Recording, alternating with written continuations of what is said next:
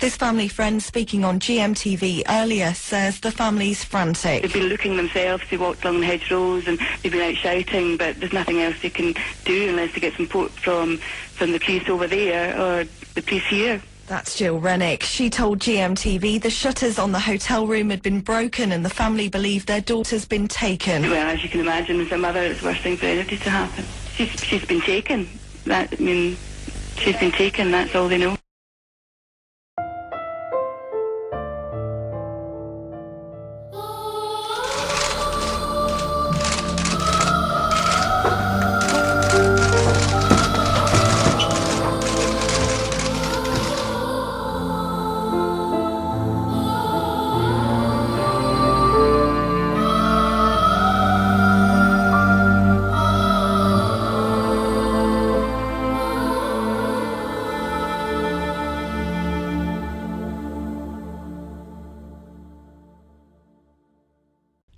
Before we start, I would like to point out why I have made yet another Madeleine McCann film.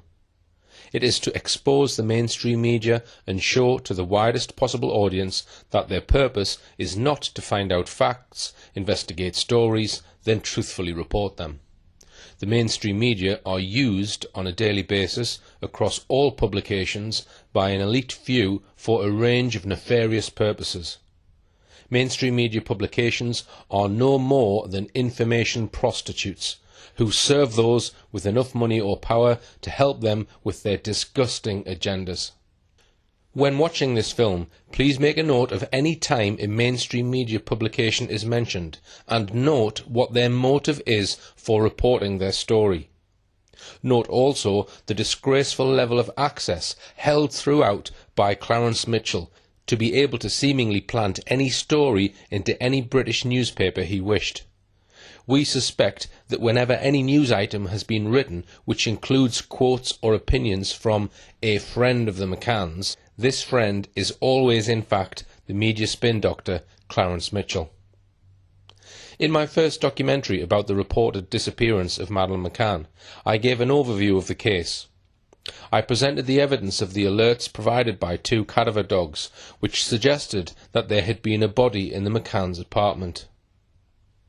I looked at how the McCanns reacted to these disturbing results, and I went on to take a detailed look at the assortment of highly controversial detective agencies and individuals, some of them criminals, who were supposedly employed to look for Madeleine. And in the final part of that film, I give details of how state security and intelligence agencies like MI5 and Special Branch and the government's top PR staff have been involved in this case from the start. In my second film, I explained the extraordinary story of how the 2 main figures thought to have been Madeleine's abductor, Tanner Man and Smith Man, were possibly fabrications, to try to prove that there was an abductor, when, as my films have shown, there was no evidence whatsoever of one. I also showed how these highly questionable sightings were possibly based on the description of a Polish man, Wojciech Krakowski, a strangely dressed Polish man who happened to be holidaying in the village of Praia de Luz in the same week as the McCanns. Just a few months after I released my film about Krakowski, the Sunday People ran a major article about him, suggesting that he might yet be able to help the police with their inquiries. Finally, I showed that a man, stated on a BBC Crime Watch film to have come forward 6 years after the event to say it was him who had been carrying a child near the McCann's apartment the night she was reported missing, was most likely also a fabrication, this time by the Metropolitan Police team supposed to be investigating the disappearance. I established in my first film that there was strong evidence that Madeleine had died in the McCann's apartment. In this film, I am going to try and establish when Madeleine might have died. In another film, I will explore what we can deduce about how she might have died. I am going to do this by working backwards through each of the claimed sightings of Madeleine during the days prior to the abduction claim, starting with the McCanns' claim that they discovered Madeleine missing around 10 p.m. on Thursday the 3rd of May. I showed in my first film how there was a mass of contradictions and changes of story by the McCanns and their Tapper 7 friends about their claimed discovery that Madeleine was missing. We also saw how the children's bedroom appeared to have been arranged so as to promote the claim that Madeleine had been abducted and the room broken into by a stranger. The only evidence that they found Madeleine gone at 10 p.m. that night comes from the McCanns themselves. So let's now examine what was claimed to be the previous occasion on which someone else claimed to have seen Madeleine. This was a visit that the McCann's friend Dr. Matthew Oldfield claimed to have made to check on the children in the McCann's apartment at around 9:25 that evening. His alleged visit to check on the children in the McCann's apartment was reconstructed in a Channel 4 documentary shown on the 7th of May 2009. A documentary which merely reported the McCann's account of events and was therefore not in any sense independent. Matthew Oldfield spoke to both the Portuguese police and a year later to Leicestershire police, giving long, rambling, sometimes incoherent answers. So let's break down the essentials of what he told the police about his alleged 9:25 p.m. visit. He said that one or other of the group stood up every 15 minutes to go and check on the children. 2. He left with another doctor member of the group, Dr. Russell O'Brien, at 9:25 p.m. He was going to check on his own children. Dr. O'Brien, he says, was going to check on his two young girls, Ella and Evie. 3. He cannot explain why, on this occasion, the group departed from their normal procedure, with two of them leaving at the same time to check on the children. 4. Kate McCann had stood up to check on her children, but he offered to go instead. He told the Portuguese police that he didn't really know why he did that. 5. He went first of all to his own apartment, checked on his child, and then went to the apartment of his friend, Russell O'Brien. He doesn't explain why he went there. 6. When he got to his friend's apartment, he says that one of Russell O'Brien's daughters was crying. He told Oldfield that she was ill and had vomited. 7. He then went to the McCann's apartment, having allegedly been told by Kate McCann that when they set off to the tapas restaurant, she had deliberately left the patio door closed but unlocked, so that he would be able to just walk into the apartment to do his check. 8. He noticed the door to the children's room was half open, or, as he puts it more accurately, 50 degrees open. 9. He says he didn't actually go into the children's room. 10. He can't recall how near he got to the children's room. 11. He could see the children in their cots in the middle of the room, but not Madeleine, who was sleeping in a bed by the wall. 12. He says he recalls that the curtains, which he says were green in colour, were drawn closed. But the curtains were not green, as the photographs of the apartment clearly show. They were blue and white. 13. He wasn't sure if the window was open or not. 14. He can't recall if the shutters were open or closed. 15. He thought that there was more light in the children's room than in his own children's room that he had checked earlier. 16. He had the feeling that some light was coming from the outside, possibly because he says the blinds were partly up. 17. He is sure that when he passed by the McCann's window half an hour earlier, that the shutters had been raised. So let's now unpick that statement. Despite him claiming that members of the group were doing their own check every 15 minutes, which was later contradicted by the other members of the group who claimed they were checking every half hour on this occasion, for some unknown reason, two of them leave the table to do their checks together. It's important to emphasise at this point that, going by the witness statements of the McCanns and all their friends, this was the very first time in the whole week that anyone had offered to check on another member's children. But even then, there are so many contradictions and inconsistencies about what the group all say about the events of that fateful evening that we really have to take any statement they make about those events with a very large pinch of salt. Oldfield must have taken a good look at the curtains, as he notices they were closed. He also noticed that the apartment seemed light. Yet, when asked by the police what colour they were, he gets it wrong. He says green, when in fact they were blue and white. Let's now take a look at what Kate McCann says about this occasion. She states that as she got up to check on the children, Matthew Oldfield said to her, "I'll check on Maddie for you." Now, why would Oldfield say that? There were 3 children in the McCann's apartment. Why didn't he say, "I'll check on the children for you"? That alone suggests the accounts of both Matthew Oldfield and Kate McCann may be fabricated. Second, would the McCanns really have left their apartment unlocked? Very few people on holiday would leave their money, valuables, passport and credit cards in an unlocked apartment, never mind 3 children under 4.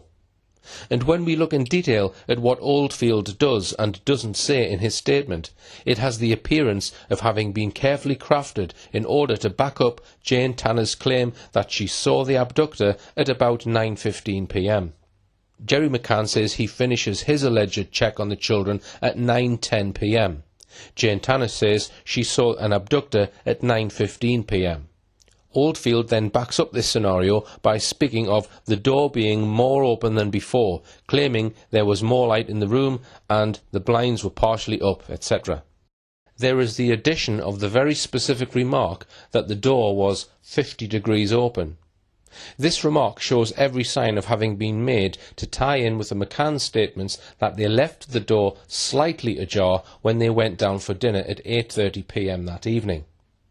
However, Jerry McCann also in his second statement to the Portuguese police on the 10th of May said that he did his check at 9:05 p.m. that evening, half an hour or so before Matthew Oldfield. He too found the door more open than before.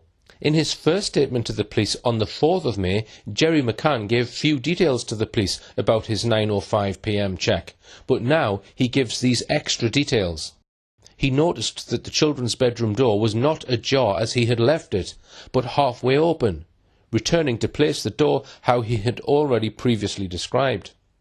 So he says the door was left ajar, they went down for dinner at 8:30 p.m, then he found it half open, 45 degrees, and then, as he leaves the apartment, he closes the door again, leaving it ajar. Jerry McCann seems in this statement to be trying to convince the police that someone may have entered the flat before his check. Then Matthew Oldfield comes along half an hour later and comes up with a tale that suggests that someone may have entered the apartment after Jerry's check. I suggest that they were all trying much too hard to show that an abduction really happened. In fact, this suggestion that someone had twice left the door open more than before, the first time at 45 degrees angle and the second time at 50 degrees angle, it seems then led Jerry McCann to make the astounding claim that the abductor could have been hiding in the apartment the entire time he did his alleged check at 9:05 p.m. This, for example, was how the Daily Telegraph reported this issue on the 21st of September 2007. Jerry's certain he was in bedroom with kidnapper. Jerry McCann is convinced his daughter's kidnapper was hiding behind a door in their holiday apartment as he checked on his sleeping children, according to a friend. But as he turned to leave the ground floor room, he noticed that a door, which he thought he had closed earlier, was slightly ajar. Agonizingly, he is now sure that standing behind this door was his 4-year-old daughter's abductor, waiting to steal her from her bed in the Prydilla's apartment.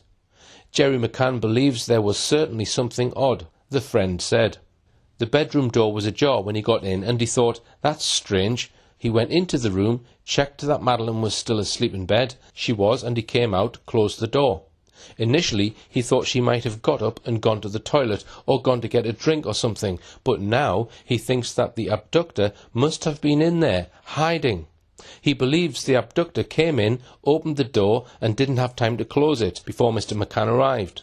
After Mr. McCann checked the room at 9:05 p.m, Russell O'Brien offered to check the children. At 9:30 p.m, he listened at the door, but crucially did not go in. In another statement, Jerry McCann specifically said that he went into all 4 rooms of the apartment when he did his check at 9:05 p.m. He also volunteered the surprising information that he had spent an exceptionally long time in the loo. It's very hard to see how an abductor could have been hiding behind a door somewhere in the apartment for all of the 5 minutes Jerry McCann was doing his check. It's hard to work out what is supposed to have happened. We are told by Jerry that he turned to leave the ground floor room. Which room? He noticed that a door, so which door was that? Which he thought he had closed earlier. Which door had he closed earlier? Was slightly ajar. Jerry McCann adds, agonizingly, he is now sure that standing behind this door was his 4-year-old daughter's abductor, waiting to steal her from her bed. It seems that Jerry McCann is describing the children's bedroom and suggesting that the abductor was hiding in there. But it looks as though Jerry had by this time, September, forgotten what he told the Portuguese police back on the 10th of May. Then he had told them he noticed that the children's bedroom door was not ajar as he had left it, but halfway open. But now in this Telegraph article he tells his friend, no doubt Clarence Mitchell once again, that he noticed that a door which he thought he had closed earlier was slightly ajar. So it seems that Jerry McCann has changed his evidence by first saying he left this door ajar, but now in this Telegraph article saying it was closed when he left it. It seems clear that it's the children's bedroom door that he's talking about, as the article goes on to say. The bedroom door was ajar when he got in and he thought, that's strange. He went into the room, checked that Madeleine was still asleep in bed. She was, and he came out, closed the door. He thinks that the abductor must have been in there hiding. All in all, there is a huge amount of talk about doors being open, closed, ajar, at this or that angle.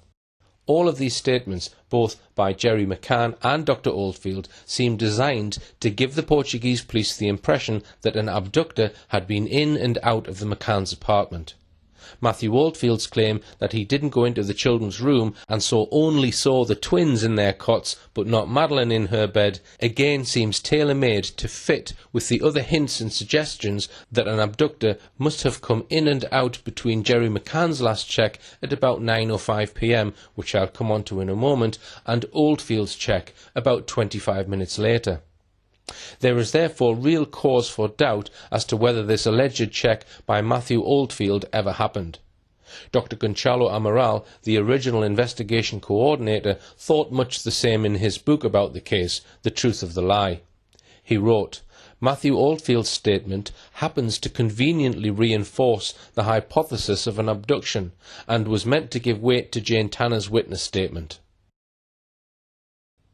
Is there any proof that Madeleine was alive on Thursday the 3rd of May at 10 p.m. when Kate said she found Madeleine gone? We can say no, there is not. Or at 9:30 p.m. when Matthew Oldfield says he checked the McCann's apartment? No, there is not. So we now go back in time from Oldfield's claimed check at 9:25 p.m. to the visit Jerry McCann says he made to his apartment at 9:05 p.m. to 9:10 p.m. when he says he saw all 3 children sleeping happily. Can we accept this as proof that Madeleine was alive? This is a statement made by one of Madeleine's parents. We have already established that there is strong evidence that Madeleine may have died in the apartment. If Madeleine did die in the apartment, then Jerry McCann's statement that he saw Madeleine on this occasion is known in law as a self-serving statement. In other words, it is of no evidential value whatsoever in a court of law. It has not been and cannot be corroborated. So we can safely now amend our timeline as follows. Between around 7 p.m. and 8:30 p.m. on the 3rd of May, the McCanns say they were with all 3 children, feeding them, bathing them, reading stories to them, and putting them down to sleep. There are several inconsistencies of their accounts of this period. For example, they gave 3 different versions of who read bedtime stories to the children: Kate, or Jerry, or both. But once again, whatever the McCanns say about this period of time, it is just another set of self-serving statements which cannot be corroborated by anyone else. So we have now gone back to 7 p.m. and still found no proof that Madeleine was alive.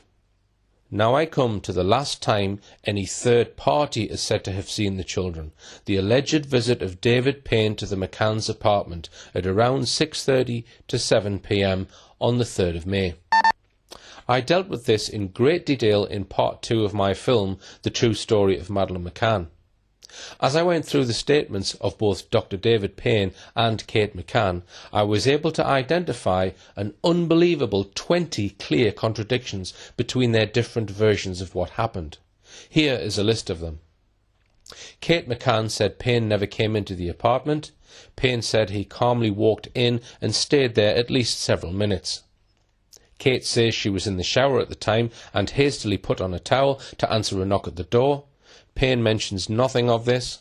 Besides, a long-standing close friendship with the McCanns is not a neutral witness, so we can dismiss this claimed sighting, as indeed Dr. Conchalo Amaral also did in his book, and amend our timeline accordingly.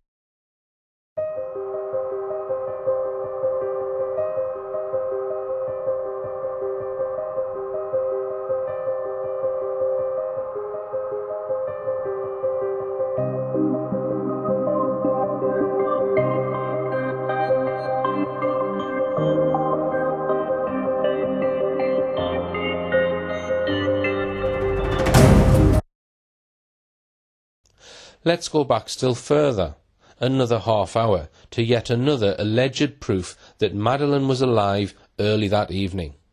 Namely the claim that there was video footage from the Paraiso restaurant in Praia de Luz of Madeleine dancing with her father at about 5:30 p.m. to 6 p.m. on the 3rd of May.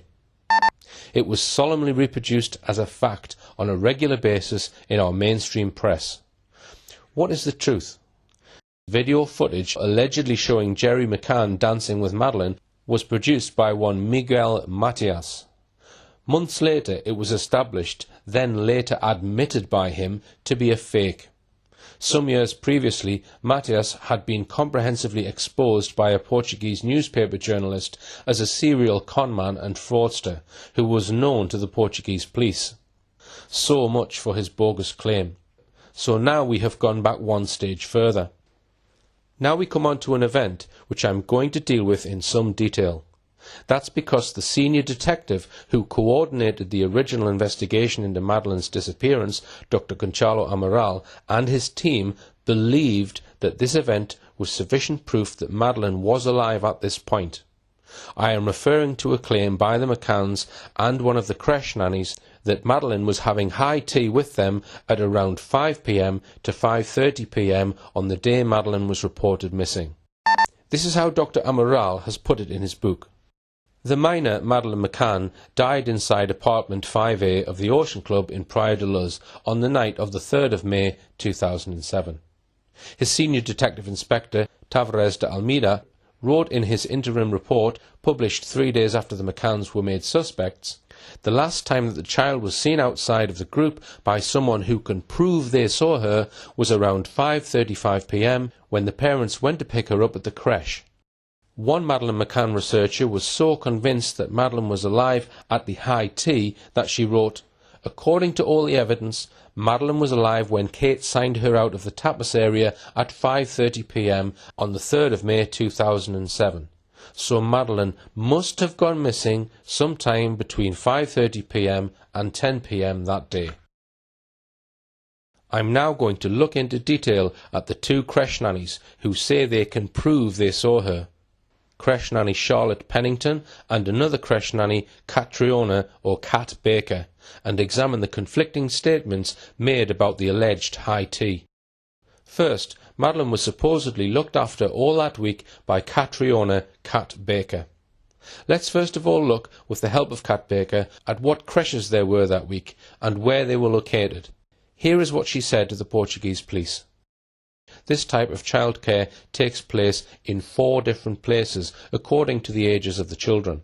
For children aged 4 months to 1 year, it is the Baby Club, which is close to the Ocean Club's main reception. For children aged 1 and 2 years, it is the Toddler Club, which is next to the Tapas restaurant. The McCanns twins, Amelie and Sean, were in the Toddler Club. For children aged 3 to 5, as Madeleine was, they are placed in the Mini Club, which is also close to the Ocean Club's main reception, along with the Baby Club. And finally, for children aged 6 to 9 years and from 10 to 13 years, they attend the Junior Club, which is close to the Millennium Restaurant. Concerning the operating hours, Cat Baker tells us that there are 4 separate services. Mornings 9 a.m. till 12:30 p.m, afternoons 2:30 p.m. till 5:30 p.m, the dining out service 7:30 p.m. till 11:30 p.m. Children are watched in a room above the main Ocean Club 24-hour reception. There is no extra charge for this service, but parents must take and fetch their own children.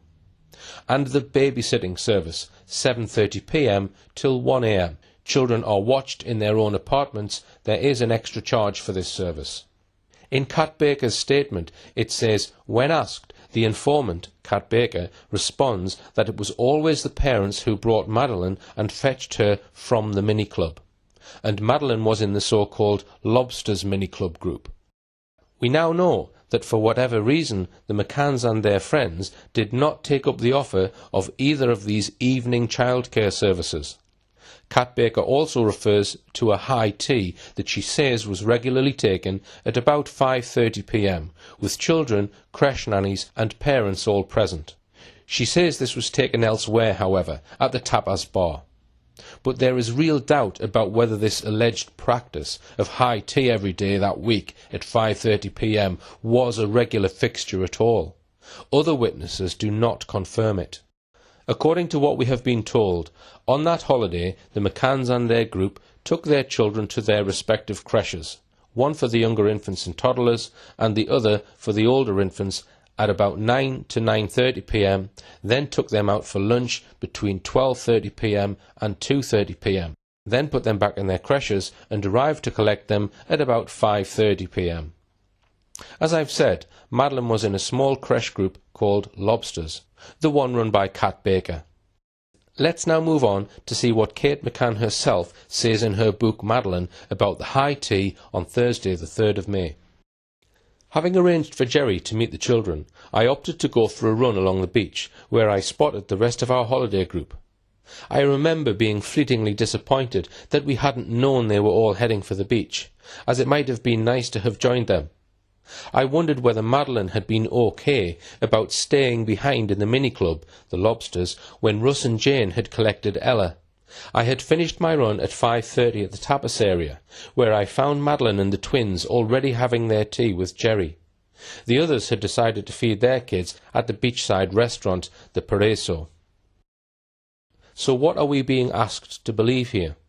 First, that Kate, because she had gone for a run at this time, had pre-arranged for Jerry McCann to walk to collect Madeleine from the Lobster group at the Ocean Club 24-hour reception area, several minutes' walk away from their apartment, and then walk back with Madeleine to the place where the high tea was being held by the tapas bar.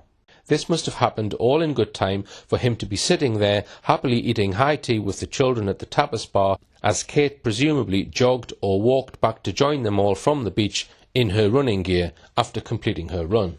Second, we're asked to believe that all the rest of their Tapas 7 group of friends had apparently decided not to bother about the high tea, instead taking all their children to the beach at the Paraiso restaurant for the afternoon.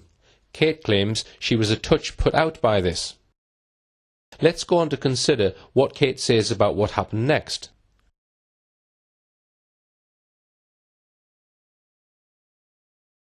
Madeleine was sitting on the tapas terrace, eating. She looked so pale and worn out, I went straight up to her and asked if she was all right. Had she been okay at the club when Ella left to go to the beach? Yes, she said, but now she was really tired and wanted me to pick her up, which I did. 10 minutes later, the 5 of us went back to our apartment. I was carrying Madeleine. Because she was so exhausted, we skipped playtime that evening. Later, however, Kate was to tell the world that Madeleine told her before going to bed that this had been the best day of my life, a claim that doesn't somehow ring true. Does a 3-year-old really say things like that? And would she say that after she had not been able to play with her friend Ella that afternoon, and when, according to Kate, she was pale, tired and worn out? She says the 5 of us went back to the apartment. It would surely be more natural to just say, we went back to the apartment. Why does she have to emphasise the 5 of us? But even more curious is Kate's claim that she and Jerry all walked back to their apartment, but that she was carrying Madeleine, not Jerry. Madeleine would probably have weighed at least 2.5 stone at that time. Why wasn't Jerry carrying Madeleine? Just as relevant, Kat Baker doesn't mention anything about Madeleine looking unwell or so pale, worn out and exhausted as Kate McCann claims. Here is a suggestion that I suggest fits the known facts. If indeed Madeleine was already dead by Thursday, then probably Jerry McCann would have collected the twins from the creche that afternoon. Perhaps that is why the two of them may have concocted this story about carrying 2.5 stone Madeleine by herself back to the apartment on her own, and then the pair of them entering by different doors. Now let's look at what the written creche records have to say about that afternoon. These records purport to be accurate records of when the parents delivered the children to and collected them from their respective creches. Let's look at the record of Emily and Sean, who were in the other creche called Jellyfish. Here we see Kate's actual signature, giving the time she took the twins out of the creche at 5:25 p.m. The column Parents' Location has been redacted on these documents, as these are the parents' private telephone numbers. It also seems from this record that there were only 3 children that day in the group run by Stacey or Sinead. As a matter of interest, the record for that group in the morning of the 3rd of May is missing from the creche records handed to the Portuguese police. So now we come to the record that day for Madeleine's group, the Lobsters, run by nanny Kat Baker. Here once again we see what is clearly Kate McCann's signature, K. McCann. She gives the time of collecting Madeleine as 5:30 p.m. In each case on the sheets she uses the continental style of writing 7, thus 7. So how do these creche records reconcile with what we saw just now? That she says in her book, having arranged for Jerry to meet the children, I had finished my run by 5:30 at the tapas area, where I found Madeleine and the twins already having their tea with Jerry. She says nothing in her book about first collecting the twins, but the creche records say that she did at 5:25 p.m. So why this clear contradiction? She quite clearly says she went straight to the tapas area, and she says that Madeleine and the twins were already having tea with Jerry. At this point I should mention that in none of his statements does Jerry McCann state that he himself went to collect Madeleine from the Lobsters group at the Ocean Club reception and then returned back to the tapas area for the high tea. Now I go back to the signatures on the creche records. If, as Kate maintains in her book, it was Jerry who collected the children, and that by the time she had finished her run along the beach they were all in the tapas area and not in their creches, then why is her signature on the creche records that afternoon and not Jerry's? What we can surely say is that either the McCanns are not telling the truth about this event, or the creche records are wrong, or maybe both are wrong. Later I'll examine whether some of the creche records may have been forged.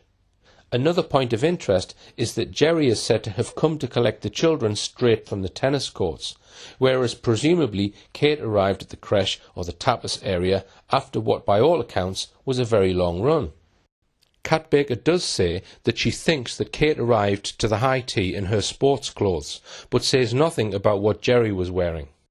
And Kat Baker seems vague about that day's events.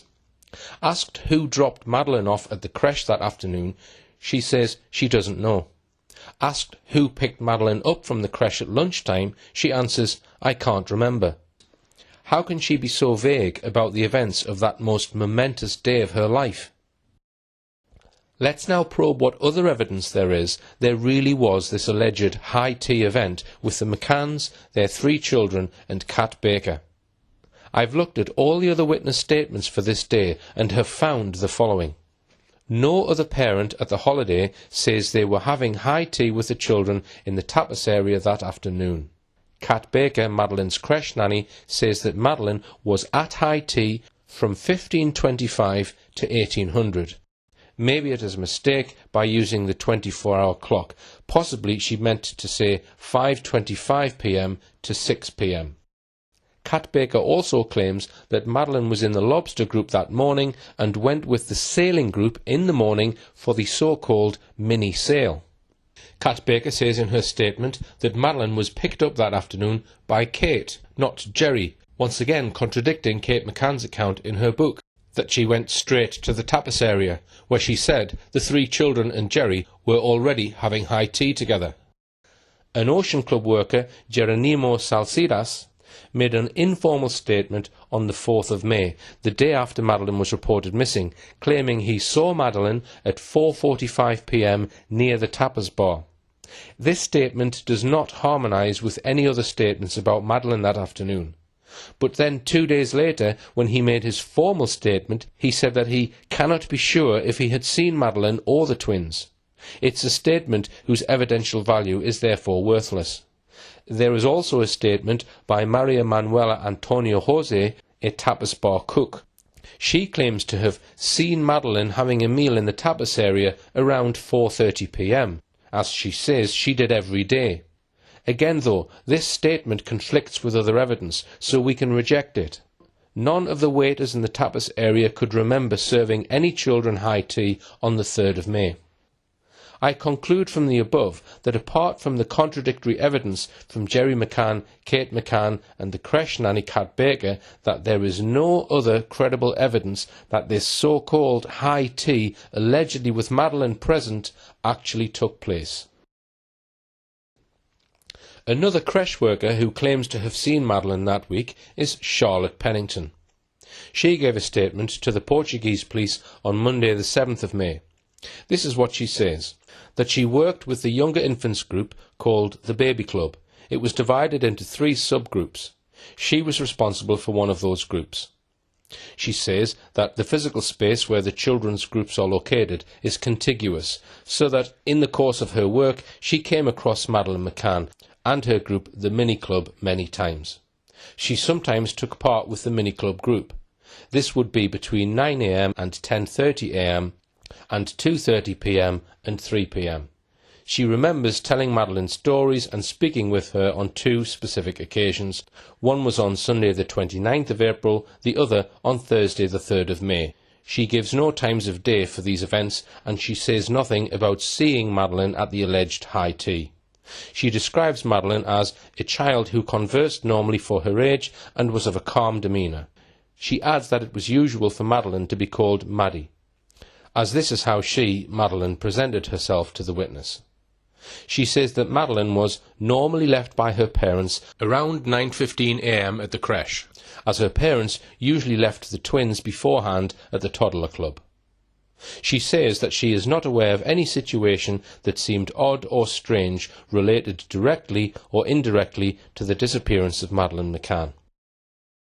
But over 4 months later, Charlotte Pennington made an appearance in a lengthy Daily Mail article by Dan Newling on the 25th of September 2007. The article was headlined, "Kate did scream, they've taken her, claims a new nanny witness." The new witness was Charlotte Pennington. Now that's very strange, because she doesn't mention this new significant detail about Kate screaming "they've taken her" in her statement to the Portuguese police. We only start hearing from Pennington in media reports in late September. Why didn't Pennington mention this issue, described as pivotal by the Daily Mail, when she was first questioned? If the Mail article is correct, this is an important reason for questioning whether she is a truthful witness. Let's see what the article says. She dismissed claims that the McCanns were not seen for 6 hours leading up to the disappearance. She said, "I was helping give the children high tea. The twins were there and Madeleine and both parents. It was supposed to finish at 5:30 p.m, but because they were a big group and really social, it didn't finish until about 6 p.m. There was nothing out of the ordinary at all." So, a second time, according to the Mail, Charlotte Pennington has apparently remembered something that she failed to mention to the Portuguese police in her first statement. The background to the Daily Mail article is that for a couple of weeks the Portuguese and British newspapers were speculating about the so-called missing 6 hours between about 2 p.m. and 8 p.m. on the day Madeleine disappeared. This was said to be a period when the McCanns could not properly account for what they were doing. So, in response, it seems the McCann team, no doubt with the help of Clarence Mitchell, planted many stories in the British mainstream press trying to explain these missing 6 hours. This article featuring Charlotte Pennington was just one of many. So what exactly is Miss Pennington reported as saying in these articles about the high tea? The article says she was there, she helped to give the children high tea, both parents, Madeleine and the children, were there, the high tea was supposed to finish at 5:30 p.m. Because everyone was enjoying it, it carried on till 6 p.m. It was a big group. Apart from the fact that we need to explain why Pennington didn't mention this when first questioned, this story doesn't match at all with what either Kate McCann or Kat Baker said about it. Kate McCann talks of Madeleine and the twins already having tea with Jerry when she arrived at 5:30 p.m. She says the high tea was supposed to finish at 5:30 p.m. Yet Kate says she only just got there at 5:30 p.m. after her run on the beach. Neither Kate McCann, nor Jerry McCann, nor Kat Baker make mention of other children or big group of children and parents, which the Charlotte Pennington article states.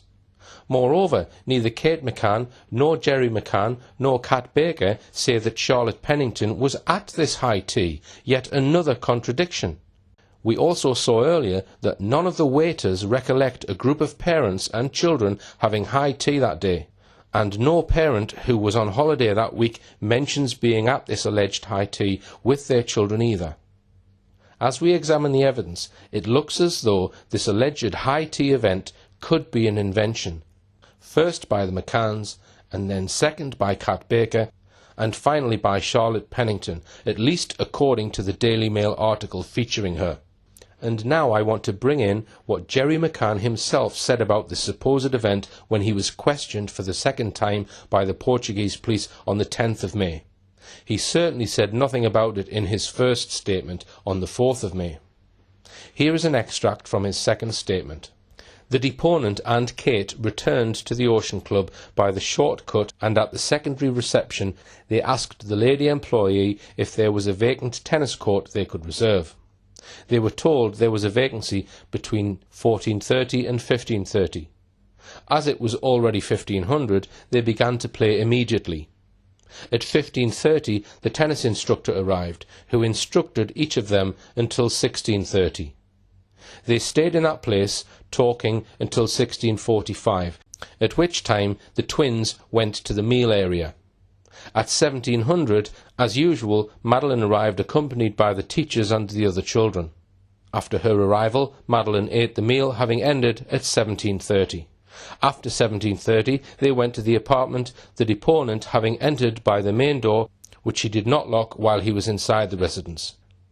Kate and the children entered by the rear door, after this had been opened from the inside by the deponent. So here, Jerry McCann tells the police that he and his wife played tennis until 4:30 p.m. Then they hung around on the courts until 4:45 p.m, at which time the twins were presumably brought by the creche worker to the tapas area, and they went there to meet them.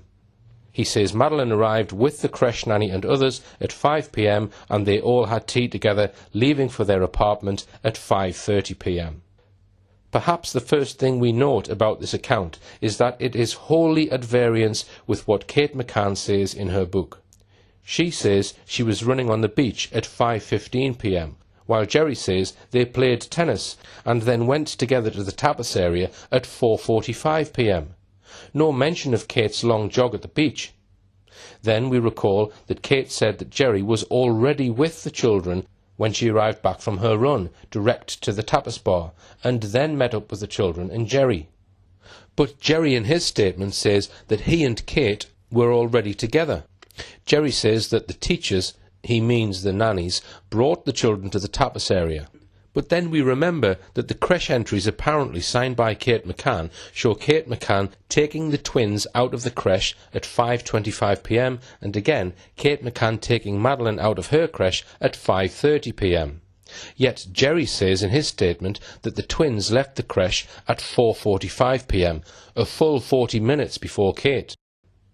It has been suggested that the parents would all sign the creche records at the tapas area rather than when they collected the children from the clubs.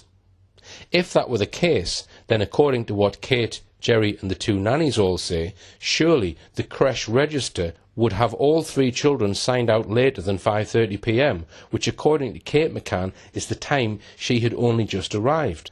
All parties claim that this high tea went on to 6 p.m. Jerry in his statement says that Madeleine left her creche and arrived at the high tea at 5 p.m. But how can that be reconciled with the creche records, which show Kate McCann collecting her at 5:30 p.m? We have examined several irreconcilable witness statements about this alleged high tea. Jerry McCann solemnly gives a considered statement about the events of that late afternoon to the Portuguese police on the 10th of May 2007. Almost exactly 4 years later, Kate McCann publishes a book which she claims is her version of the truth, yet it contradicts her husband's statement in several important respects. The creche nannies don't agree with what the McCanns say about the high tea, and the nannies don't appear to agree with each other about it. So what are we to make of this? Did the high tea happen? Let's look, for example, at what one long-time Madeleine McCann researcher, Lizzie Taylor, a British expat now working in Canada, has to say about the high tea. She makes these points. Jerry McCann claims to have been at high tea while the children were there and Kate arrived after her jog at approximately 5:30 p.m. Catriona, the nanny, claims that Jerry wasn't there and that he was playing tennis, which is very odd, as who would have told her that, and when? Kate consistently claims that Madeleine was very tired and Madeleine asked her mother to carry her home. Kate then carried her back to the apartment, but Jerry claims they went to the patio doors and he let them in through the back. If indeed Kate had been carrying Madeleine, how did she manage the twins on her own, climbing the steep steps at the rear of the apartment? This was a few hours before Madeleine disappeared, and yet Kate claims she went in through the front doors. What mother would not remember the door used 3 hours before she claims she saw her daughter for the last time? Was it Jerry that got it wrong? Did they really go back to the apartment at that time? They can't agree on what door was used even the following morning when they gave their statements. I suggest we simply cannot accept any of this evidence as any kind of proof that Madeleine did have high tea with her brother, sister and parents. And on that very important evidential matter, I respectfully have to say that Gonçalo Amaral and his team of detectives, working under an international media spotlight and being fed one contradiction after another by the McCanns and their friends, may have been misled. As a result of this belief that they were telling him the truth, Gonçalo Amaral formulated the view that Madeleine died from some kind of accident in the McCanns' apartment sometime after 6 p.m. on the 3rd of May. But I suggest that based on the evidence we have examined about the high tea, it clearly does not provide credible evidence of Madeleine being alive at this time.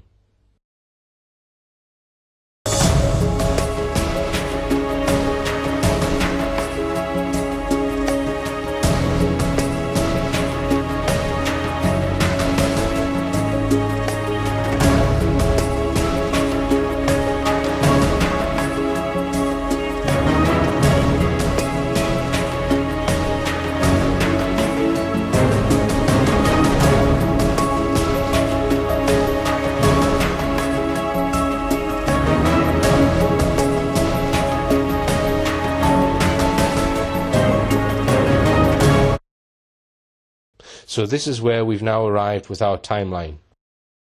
So then, were there any more reported sightings of Madeleine that afternoon? The answer is yes, there were 2. One of these, a photograph allegedly at 2:29 p.m. that afternoon, is crucial. But first, let's deal with the other one. An alleged photograph taken by another parent on holiday, Philip Martin Edmonds. He and his wife were apparently divorced. He had gone to Praia de Luz that week with his 3 boys, aged between 6 and 10. He was on holiday in Praia de Luz for the very same week as the McCanns. I hope to be having a look in more detail in my next film about Madeleine at some of the interesting names on the guest list that week and what this might mean.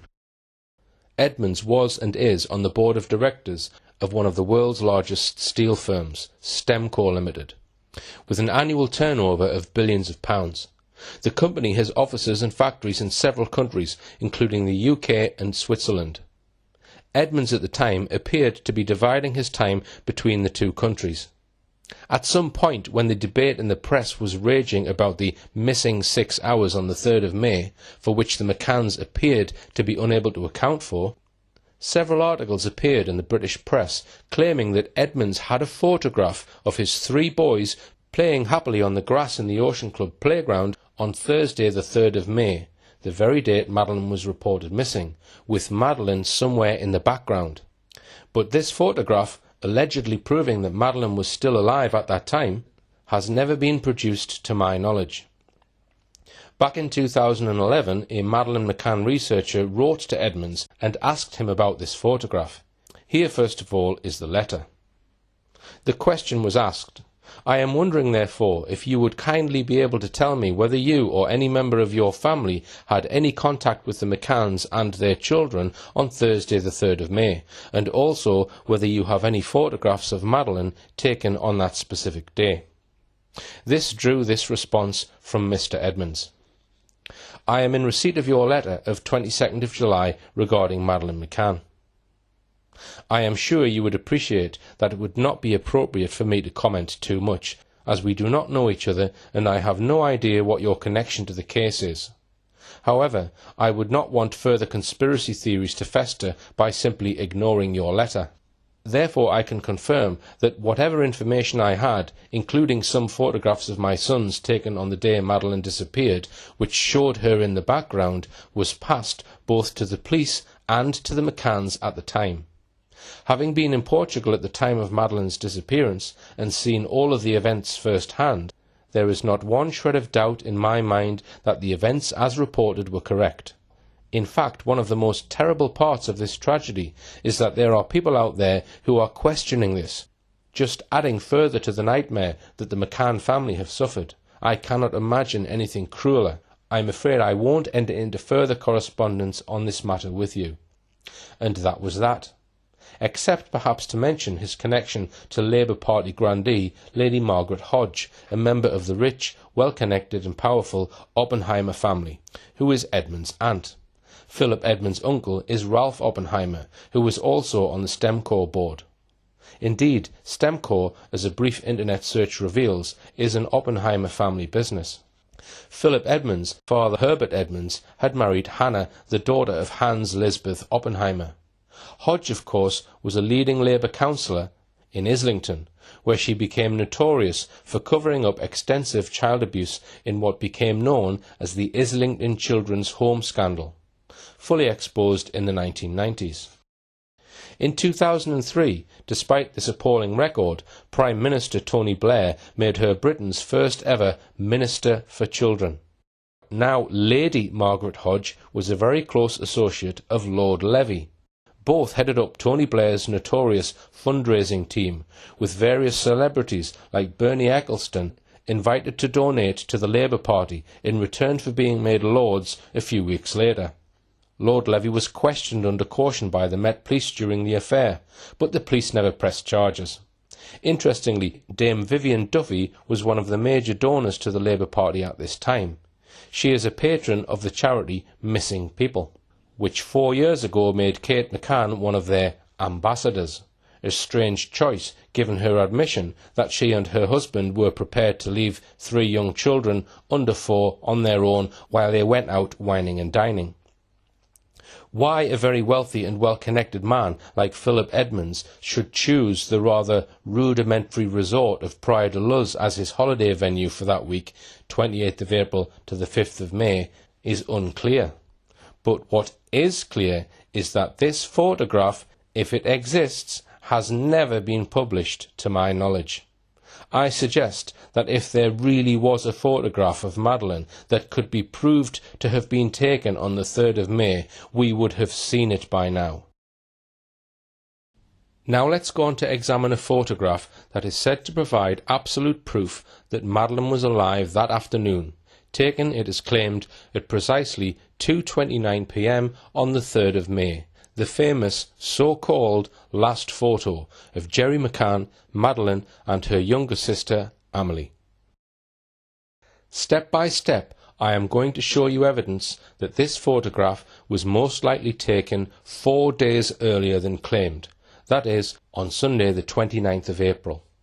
If I am right, then the purported date and time of the photograph is a forgery, and if so, that makes it a criminal offence in both Portugal and England, and especially so if this forgery was deliberately created to prevent the police finding out what really happened to a missing 3-year-old. I am also going to suggest that there are no photos whatsoever of Madeleine alive after Sunday that week, only the second day of her holiday, and after that I will examine other evidence which suggests that there is no other credible proof that Madeleine was alive after that first Sunday. But first, I want to mention 2 very strange features about the McCanns' holiday that week. The first is that there are only 5 still photographs of Madeleine that week which have been made available to the police and public, apart from the one Philip Edmonds claimed to have taken, which has never been shown to my knowledge. Why just 5? There are also 2 short video clips of the family on the way to the plane that took them to Portugal on Saturday the 28th of April. The second mystery is why, when the police asked for a sample of Madeleine's DNA, the McCanns were unable to produce any.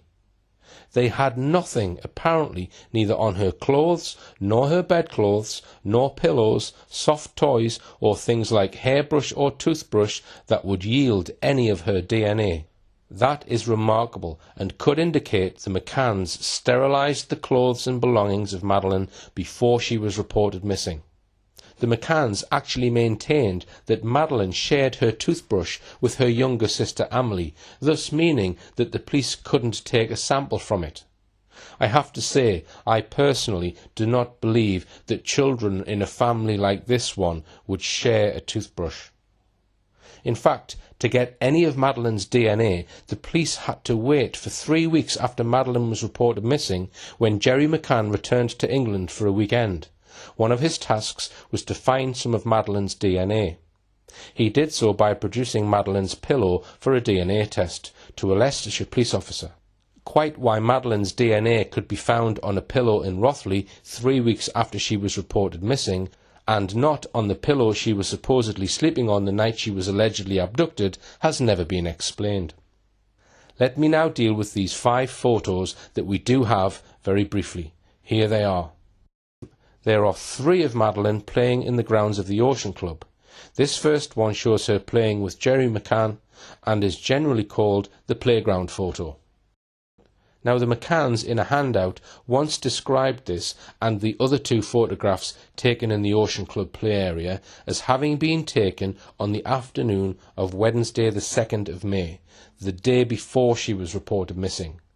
There is, however, no credible evidence to support this, apart from their own words.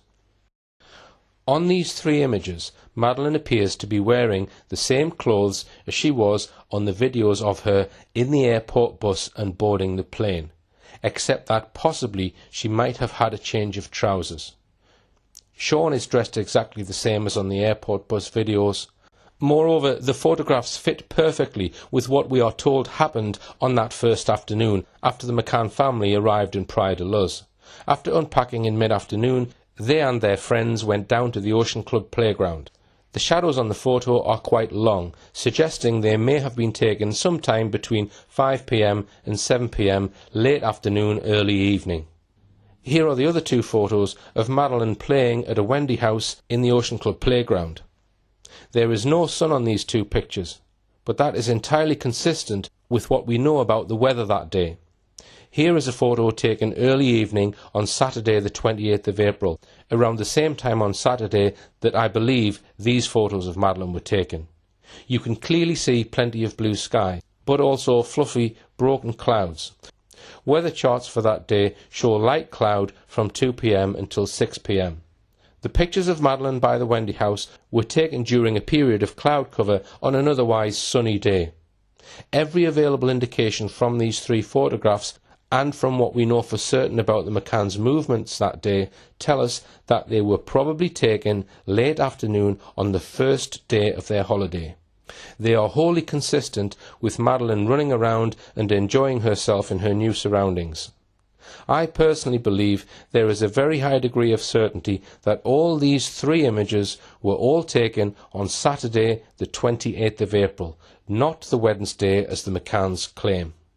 This is accepted by many Madeleine McCann researchers.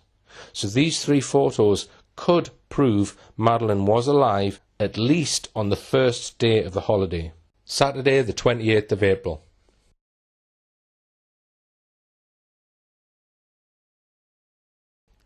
The fourth picture is this one, Madeleine on the tennis court, the so-called tennis balls photo, which Kate McCann writes about at some length in her book.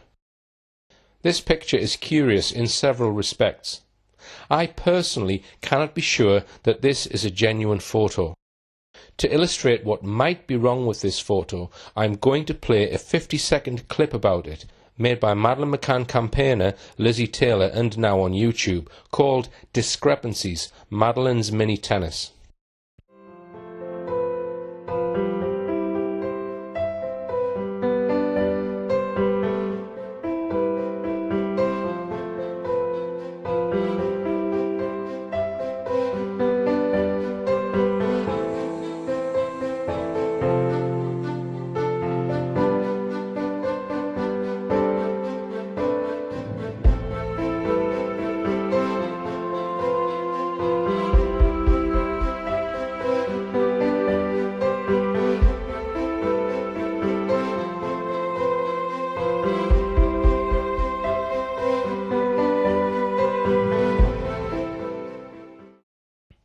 What is brought out in this clip is that two different people claim to have taken the photograph.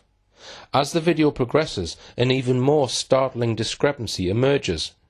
Kate McCann insists she took the tennis balls photo on the Tuesday at the children's mini tennis session. But the McCann's friend, Rachel Oldfield, says the photograph was taken while Madeleine was playing tennis on the Thursday of that week, the very day she was reported missing. This is what Rachel Oldfield says in her statement. The 3rd of May was different to the others because, well, it was warmer weather-wise. We went to the Millennium for breakfast as usual. We did that every day. Jerry and Kate didn't. It was just too far for them to go with the twins. So they didn't ever go for breakfast up there, I think apart from the first morning. Matt and I had a tennis lesson at 11 o'clock. I just sat by the pool and read my book. Kate was there and we sat together and chatted a bit. Then I think it must have been about 10:30, Madeleine and Ella and their sort of group came to have a tennis lesson as part of their creche activities. And Kate didn't have a camera. And Jane was there then as well, and Jane took some photos of both Madeleine and Ella. That's one, the poster of Madeleine with the tennis balls. So Kate says she ran back and took the picture. Rachel says Jane took the tennis balls picture. But remember also the claim by Rachel that Madeleine was having a tennis lesson that morning, because as we shall see later on, Madeleine's creche nanny, Catriona Baker, tells an entirely different story about what Madeleine was doing that morning. These are not the only two issues about this photograph. First, where is everybody else? There is no one else in shot. Second, if 3-year-old children were supposed to be playing mini tennis at this time, why do we see proper tennis balls being carried and not these soft balls that might be used for such young children? Third, where are all the loose balls supposedly being collected? Fourth, Kate McCann describes the photo in her book in what seems unnecessary detail. For example, that Madeleine was keen to try on her new shoes and how gorgeous she looked in her t-shirt and shorts. She also states that when Madeleine was playing tennis, she didn't have her camera with her. She says she was so overwhelmed at how gorgeous Madeleine looked that she ran back to her apartment, collected her camera and rushed back to take this picture. It's a strange story because the time she had allegedly rushed back to collect her camera and returned, several minutes would have elapsed and the moment would have been lost. We don't have any more tennis ball photos, just this one. Did she only take that one? It's curious that we appear to have no other photographs of Madeleine after the ones taken on, I believe, Saturday, apart from this one, and the so-called last photo, which I'll come on to in just a moment. But fifth, there are some indications that this photo might have been photoshopped. I suggest that the body of the girl looks like that of a child older than 3. She appears to have a very red right arm, possibly with some scratch marks, which are unexplained. It is certainly Madeleine's head, but has that possibly been photoshopped onto the photo of another girl altogether? Some have suggested that the head looks slightly too far to the right of where it should be. Also, if we look at the last photo for a moment, we see that Madeleine has a very pale skin. Can this really be the same body that we see in the tennis balls photo, where she looks not only tanned but quite red in places? Then we have a question mark about the girl's shoes. She is not wearing the shoes that we saw her wearing in the photos from the playground. She is wearing white sandals. Kate McCann in her book unnecessarily describes what she says Madeleine was wearing. She looked so gorgeous in her little t-shirt and shorts, pink hat, ankle socks and new holiday sandals. Is she trying too hard to convince us that the tennis balls photo really is Madeleine? I don't know if it's been photoshopped, but what I can say is that I'm not prepared to accept this photo is what it purports to be. If 2 different people are supposed to have taken it, and it's supposed to have been taken on 2 different days. So we cannot use this photo as proof that Madeleine was alive either on the Thursday or the Tuesday. None of the 4 photos we've looked at prove that she was alive after the first day of the holiday. So now I come to the puzzle surrounding this so-called last photo. Jerry McCann, Amelie and Madeleine sitting by the poolside, said to have been taken at 2:29 p.m. precisely on Thursday the 3rd of May. It has been reproduced hundreds of times on TV and in the newspapers. An image just of Madeleine cropped from that photo has been displayed even more often. There's nothing else of Madeleine that week. Just the 3 photos taken on the first day. Then there is the strange tennis balls photo which we looked at just now, and now the 5th one, this so-called last photo. Only 4 or perhaps 5 photos for the whole of that week. That fact alone seems curious. The photo is a charming image of Madeleine. She is clearly seeing the funny side of something, maybe sharing a joke with someone. Her father may look a bit sombre, but Madeleine looks like a carefree young 3-year-old thoroughly enjoying her holiday. The McCanns say the picture was taken by Kate McCann, who had her son Sean, Amelie's twin, beside her as the photo was taken. That seems very probable. The 4 pictures that we can be certain were taken on that holiday certainly show Madeleine having fun running around the playground. But where are all the other photographs? Sunday, Monday, Tuesday, Wednesday, Thursday.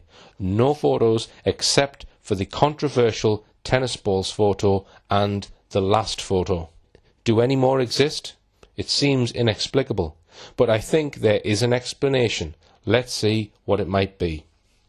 First question, was this last photo of Madeleine released straight away by the McCanns? No, it wasn't. It didn't see the light of day for a further 3 weeks. Let's look at this issue very closely. When the alarm was raised about Madeleine by the McCanns at about 10 p.m. on Thursday the 3rd of May, clearly this photo was in the McCanns' camera. Not only that, but if we look at the photos taken by the Portuguese police that night, there is a camera, bold as brass, lying on the living room table. Now, if the Portuguese police and the general public wanted to know what Madeleine looked like, as indeed they did, what better photograph could there be than this one? Taken only hours, so it is said, before she was reported missing. But, most strangely, the McCanns and fellow members of their Tabor 7 didn't use it when giving out a photograph of Madeleine to the police that night. Why not? So, before I go on to analyse that so-called last photo of Madeleine in more detail, let's examine another very strange affair and look at what actual first photograph they did produce for the police the night they reported Madeleine missing. This is it. And the very first thing we observe about this photo is that it is not from the holiday and appears to be a much younger Madeleine, possibly having been taken a year or even more earlier. Here are some other much earlier photographs of Madeleine for comparison. It is just one of the great puzzles of this case. Why, with a last photo like the one we've just been looking at, did they not use that one, but instead showed this one, which I'll call the first photo, by which I mean the first one to be released. According to the evidence of Jerry McCann, his Tapas 7 friend, Russell O'Brien, and one of the creche nannies, Amy Tierney, produced copies of this photo, which was on an SD memory card. They allegedly used a small printer belonging to Amy Tierney's boyfriend. It seems, from their statements, that Jerry McCann had with him not only an SD card with photos of his current holiday on it, but he was actually carrying another SD card or USB stick around with him which had much older photographs of Madeleine and the children on it. Or was he? I suppose it is also possible that he had kept his old photographs of Madeleine on his current SD card. Let's start by examining what the creche nanny, Amy Tierney, had to say about all this when she was questioned. Here is her first statement, and I'll read out the relevant paragraphs. She confirms that on the night of the disappearance she was on duty and immediately went to the bedroom to see if the girl was hiding. She saw that the shutter was raised and that the window was partially open. It was then that she began to look in the wardrobe to see if the girl was hiding. The first idea that occurred to her was that the girl could have left by her own means. However, after checking that the window was open and the shutter raised, she asked the parents whether Madeleine's shoes were there, to which they replied that they were. These facts led her to think that Madeleine could have been taken by someone. However, there was a bed against the window which could have enabled the girl to climb up onto it and then up to the window. The witness thinks it would not be possible, as she would not be able to open the shutters, and even if she had done so, she would have fallen outside, as the window was too high for a child of that age to be able to descend without falling. The witness confirms that the girl's father went to the reception to call the police as soon as her disappearance was noticed, and that 20 minutes had passed. The GNR took 30 to 35 minutes to arrive.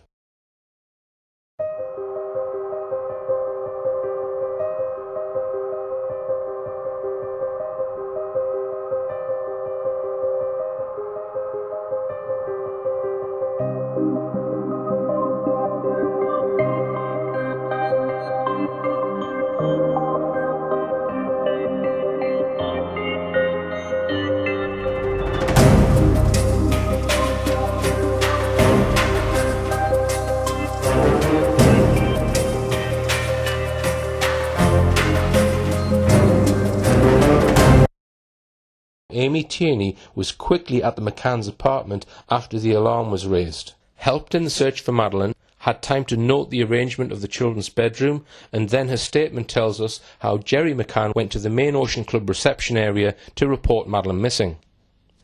But tellingly, in that very first statement of hers, there is no mention whatsoever of her role that night in producing photos of Madeleine for the police.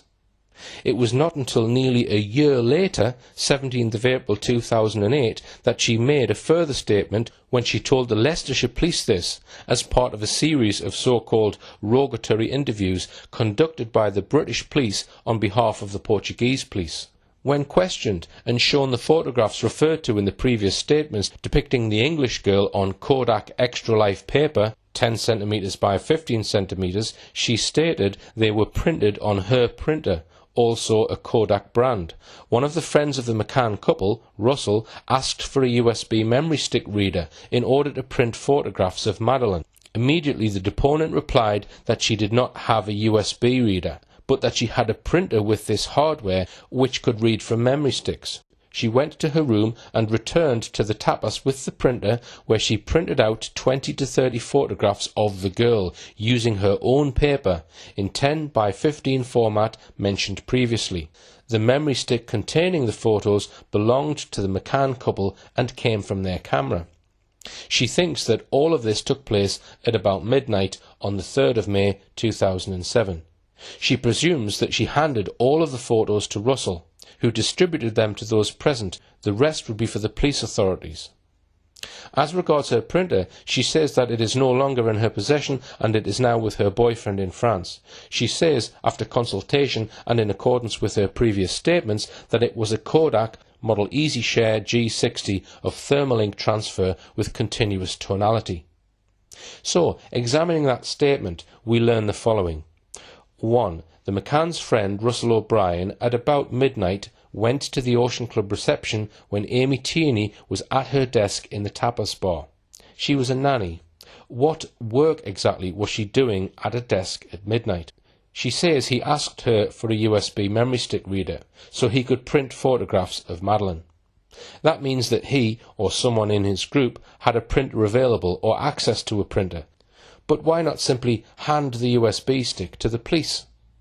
Amy Tierney says she hasn't got a memory stick reader, but she can print them on her own printer. She describes this as a Kodak model EasyShare G60. So she says clearly that this was her own printer, not someone else's.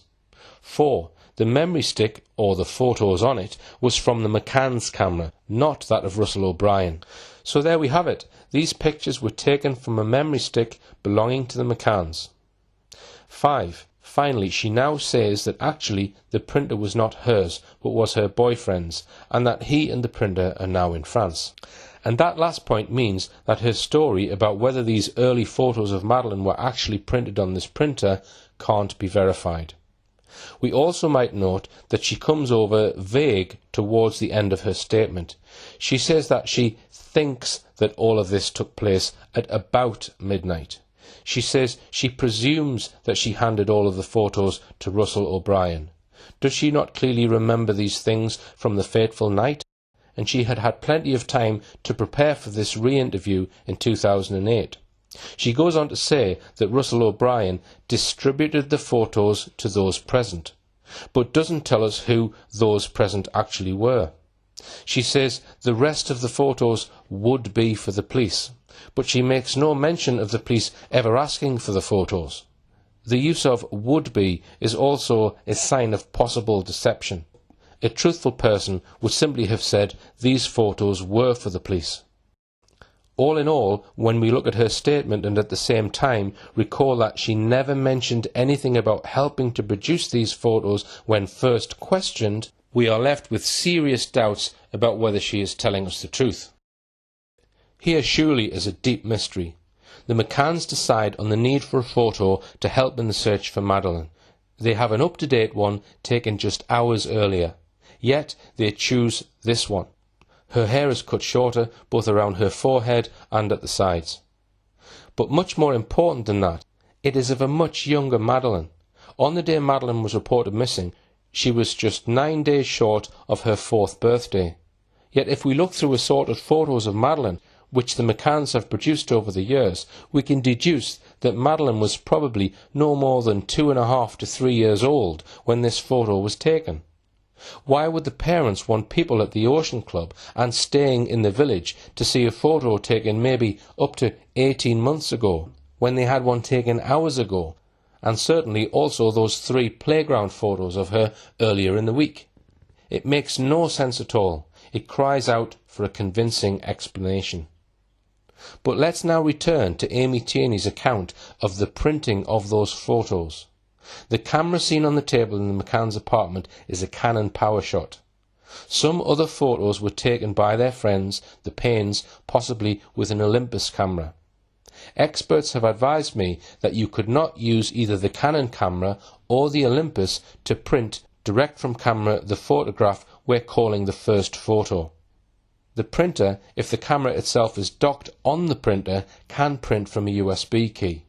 However, I am informed that such a small printer as was claimed to have been used would be unlikely to be able to print as many as 30 copies without running out of ink. Moreover, the paper that was used to print those photos does not appear to have been readily available in that area of Portugal at that time. The aspect ratio of this photograph is wrong for the Canon.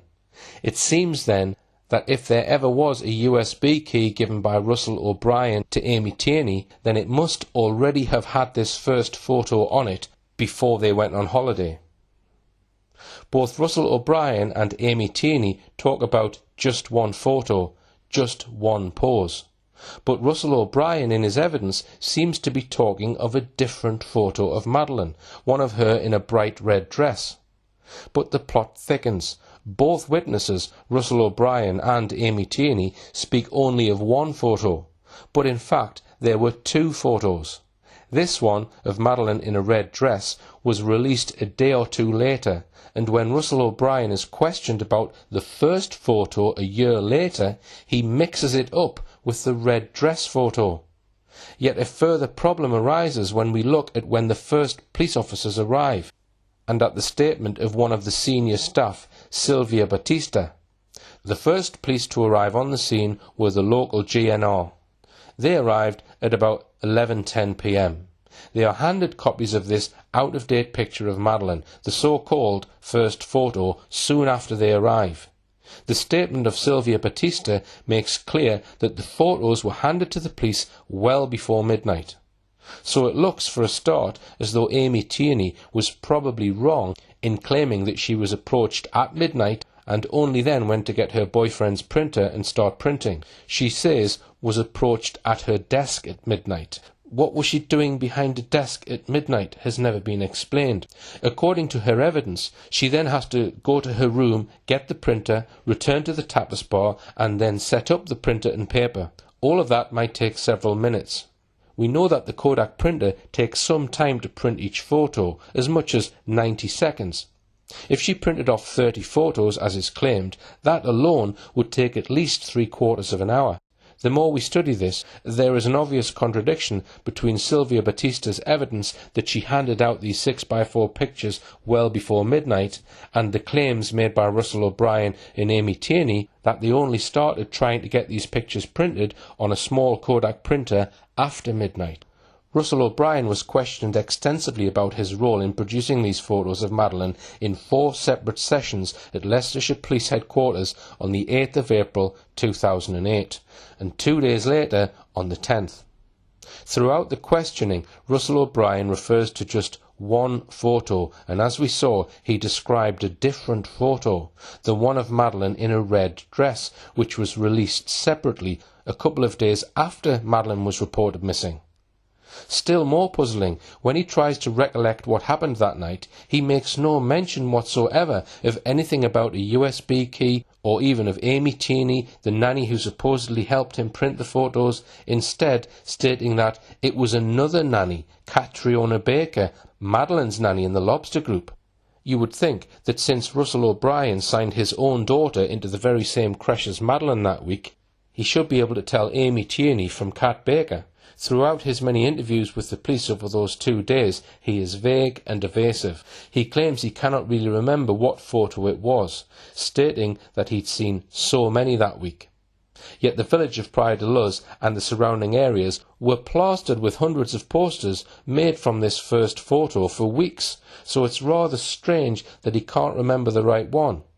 Could both Russell O'Brien and Amy Tierney be lying about their claims of printing off these photos after midnight on a Kodak printer? It was one of the questions the Portuguese police became interested in long after the early frantic searches for Madeleine were over. It was on the 17th of April 2008, nearly a full year after Madeleine went missing, that Amy Tierney was questioned by Leicestershire Police. The police report tells us, as regards her printer, she says that it is no longer in her possession, as it is now with her boyfriend in France. And that was the end of that. Her story about her printer having been used that night could simply not be verified. Amy Tierney was interviewed by Leicestershire Police on the 17th of April, just a week after Russell O'Brien was interrogated on the 8th and 10th of April. Contrary to Russell O'Brien's evidence that the nanny he gave the USB stick to was Katrina, she confirms that it was she, Amy Tierney, to whom Russell O'Brien handed her the USB key. But we have one other piece of evidence that this whole story is probably bogus.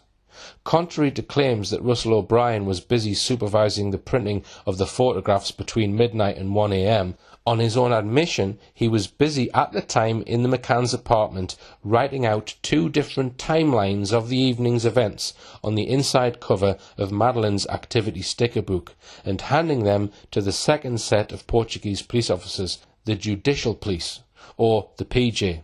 If, on his own testimony, he was in the McCanns' apartment writing out the timelines for the PJ, how could he have been standing around in the tapas bar waiting for photographs to be printed, one at a time at 90-second intervals?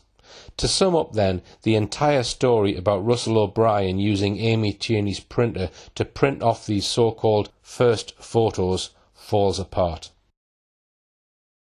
This question must be asked. Was this first photo of Madeleine prepared much earlier, maybe before the events of that evening, maybe even on the previous day? The evidence suggests that the McCanns may have got these first photo prints done elsewhere, and have not told us where and when and how they did this. Perhaps it's yet another deceit in a catalogue of deceptions. Now it's time to take a detailed look at some strange goings-on concerning the cameras of the McCanns and the Paynes, and the whole way these photos, or some of them, were made public. These are the bare facts about the last photo. 1. The photograph was certainly taken that week. 2. It shows Jerry McCann, one of the twins Amelie and Madeleine, sitting by the pool. 3. It is sunny at the moment it was taken. 4. The shadows are very short. The sun is at its highest in Portugal at about 1:35 p.m. that time of year, so it must have been taken around that time of day. 5. Jerry looks lightly tanned in this photo. 6. Yet in photos of him taken at the end of the week, after Madeleine had been reported missing, he looks to be significantly more tanned. 7. Despite many weird and wonderful claims that this photo has been photoshopped, 2 world experts in photography and photoshopping, after extensive forensic analysis, have pronounced this photograph to be a genuine photograph with no photoshopping. The 2 experts were asked by a Madeleine McCann researcher to give their opinions on condition of anonymity. He has shown me their reports. The researcher put to the 2 experts a range of amateur opinions that the photo may have been photoshopped this, that or the other way, including claims that one or other of the 3 individuals in the shot had been photoshopped into the photo to create a composite picture. 8. One expert is a highly respected university professor of photography. The other is the owner of a major digital photography business. One of their main lines of evidence is that all shadows on the photograph are consistent with each other and with the position of the sun at that time, high in the sky in the south. And such 100% consistency of shadows is almost impossible to fake. So just to make it clear that we are talking about a genuine photograph here, not a photoshopped one, here is the professor's opinion. Quote, I have taken an initial look at the image. The artifacts alluded to in the PDF document that you sent are simply JPEG compression artifacts as described here. If you magnify other parts of the image, you will see similar artifacts. I also performed a forensic analysis to determine if the lighting and the shadows on the people and background are consistent. They are. I see no other anomalies in the photo. So, at first glance, I see no evidence of photo tampering. But then the professor adds something very important. I will add that it is fairly easy to change dates on an image's metadata or for these dates to be wrong. The owner of the major digital photography business held the same view. From what I saw, I couldn't see anything that would lead me to believe beyond reasonable doubt it had been doctored. The fringing mentioned can be caused by auto-sharpening used in consumer digital cameras to make better or sharper images. These artifacts can often be made worse from image compression algorithms out of Photoshop or other image manipulation software. According to the McCanns, the photo was taken at 2:29 p.m. on the 3rd of May, hours before Madeleine was reported missing. But could the date or time it was taken have been changed? The last photo made its first appearance in a coordinated set of releases to the press on Thursday the 24th of May, exactly 3 weeks after Madeleine's reported disappearance. I'm now going to explore what might have been happening to that photo, or rather the memory card on which it was located, during those 3 weeks. After that, I will show you a raft of evidence that suggests this so-called last photo was actually taken on Sunday, the 29th of April, the second day of the McCanns holiday, 4 days before the McCanns say it was taken.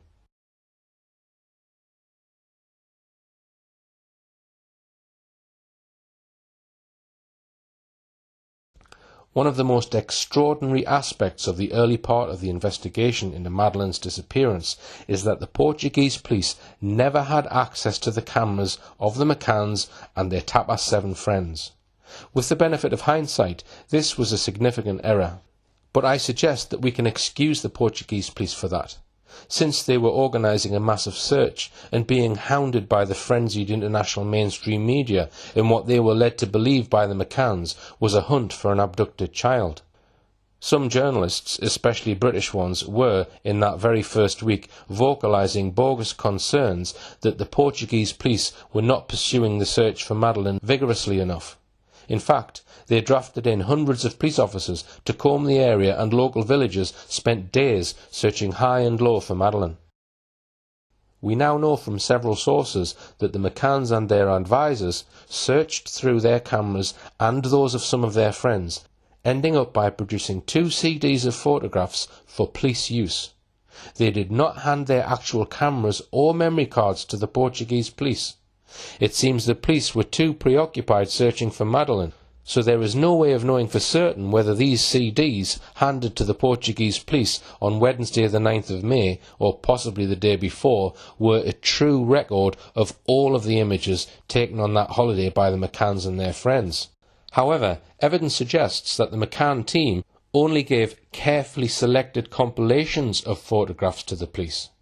I will suggest, as we examine the evidence, that it is probable that many photographs that could have been incriminating in one way or another were deleted before these CDs were given to the police.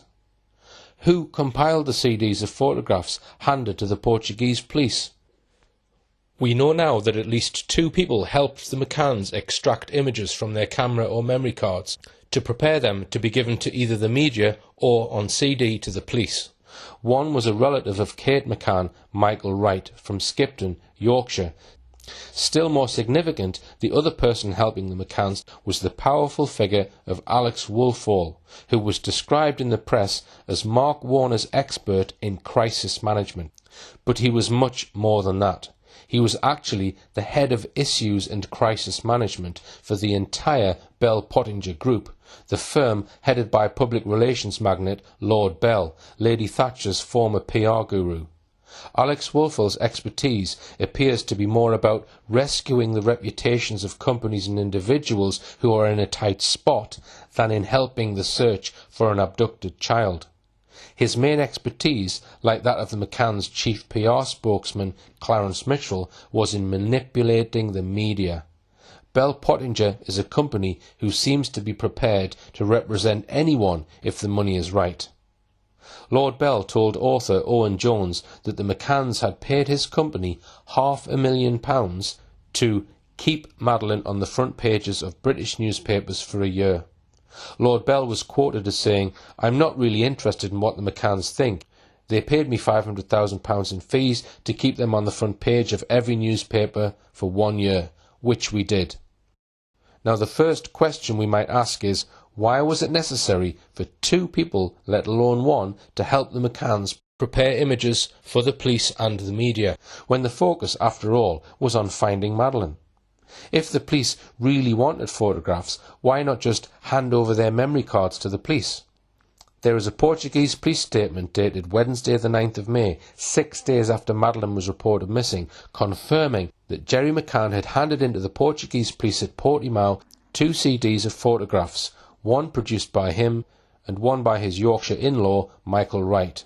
Yet, on the very same day, a junior Hampshire police officer, Detective Constable Stuart William Martin, was examining 2 camera memory cards from an Olympus C50 camera, apparently containing valuable photographs from that week at Pride of Luz.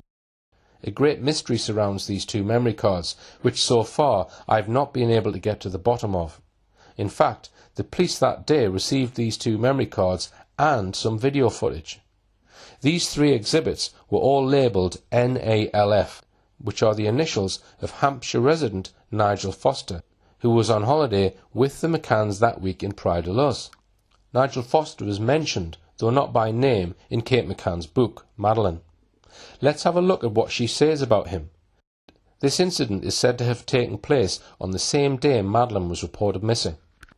After my tennis lesson, I hung around the grassy play area, watching Jerry on the court and chatting to Russell O'Brien, who I'd found there. Another guest appeared with a video camera to record his 3-year-old daughter playing mini tennis. He looked a little embarrassed and laughingly remarked to us that filming in this way made him feel like a dirty old man. It led to a conversation between the three of us about paedophiles. I remember Russell talking about how everything had got a bit out of hand, that these days people were so untrusting you hardly dared speak to children you didn't know. What he was effectively saying was that the world had become paranoid, that he wanted his daughters to grow up with confidence and a sense of freedom. The other dad, Nigel Foster, and I chipped in with our views. I mentioned not being allowed to take photographs of your own kids in swimming pools any longer, and we agreed that it was a shame things had come to this. It was just 5 days after this, Tuesday the 8th of May, that Nigel Foster took it upon himself to contact Leicestershire Police and offer his photographs from the holiday to the police. Things moved on rapidly. He was told to contact Hampshire Police. He did so, handing in not only his video footage from Praia da Luz, but also, apparently, 2 memory cards from an Olympus camera. From there, the police delivered these items to DC Martin's house that evening, and the following day DC Martin had these taken into his place of work, which was the Hampshire Police High-Tech Unit at Netley, Hampshire, one of the foremost high-tech units in the country. Here is his statement. Videotape from Sony Handycam video camera, 64MB memory card from Olympus C50 camera, 32MB memory card from Olympus C50 camera. The package contained an Olympus C50 camera and a memory card holder which contained 1 card in the camera and 1 card in the memory card holder. I imaged NALF-2 using guidance software, computer forensic software called McCanns version 5. I imaged NALF-3 using guidance software, computer forensic software called McCanns version 5. I located 43 pictures in the live area of the 2 cards. Using my forensic software, I was able to locate 73 picture files in the unallocated clusters which had been deleted and were no longer accessible to the camera user. I produced a report. I produced a compact disc SWM 301944 containing the pictures and a report SWM 3019-45. I have also copied the pictures and the folders they appear on the cards to the disc. On the face of it, the Olympus camera and the 2 memory cards would appear to belong to Nigel Foster, along with the video footage. To give it its full description, it was an Olympus Camedia C50 5MP digital camera, W/3x optical zoom electronics. One reviewer pointed out one of its distinct advantages, writing, "On the positive side, pictures are fantastic. I take this camera with me everywhere and barely have to make any adjustments for my picture taking. Also, the camera allows you to rotate the pictures and crop within the camera itself. It's great to have that capability before downloading to your computer, such a time saver." But a great deal of speculation surrounds this camera and the 2 memory cards. For example, this black and white photograph shows the majority of the Tapas 7 group of friends enjoying tea time together at the Paraiso Beach restaurant in Praia da Luz between 5:30 p.m. and 6 p.m. on the day Madeleine was reported missing. A Madeleine McCann researcher has been able to identify 5 of them. The person most likely to have taken this photo is Fiona Payne, husband of Dr. David Payne, who is known to be a keen photographer and is not in the shot. The photograph closely matches an image captured on CCTV by the restaurant owner at exactly 10 minutes to 6 that afternoon. Photographs like this one could be very valuable from an evidential point of view. So what other photographs were taken on that camera that day or that week? As I'll show in a moment, we don't know what has become of all the other photos that were no doubt taken by Fiona and David Payne, and by the other members of the Tapper 7 that week. So, why were the two sets of photographs being analysed by two separate police forces? Let me look in a bit more detail at what happened to the video footage on Nigel Foster's camera.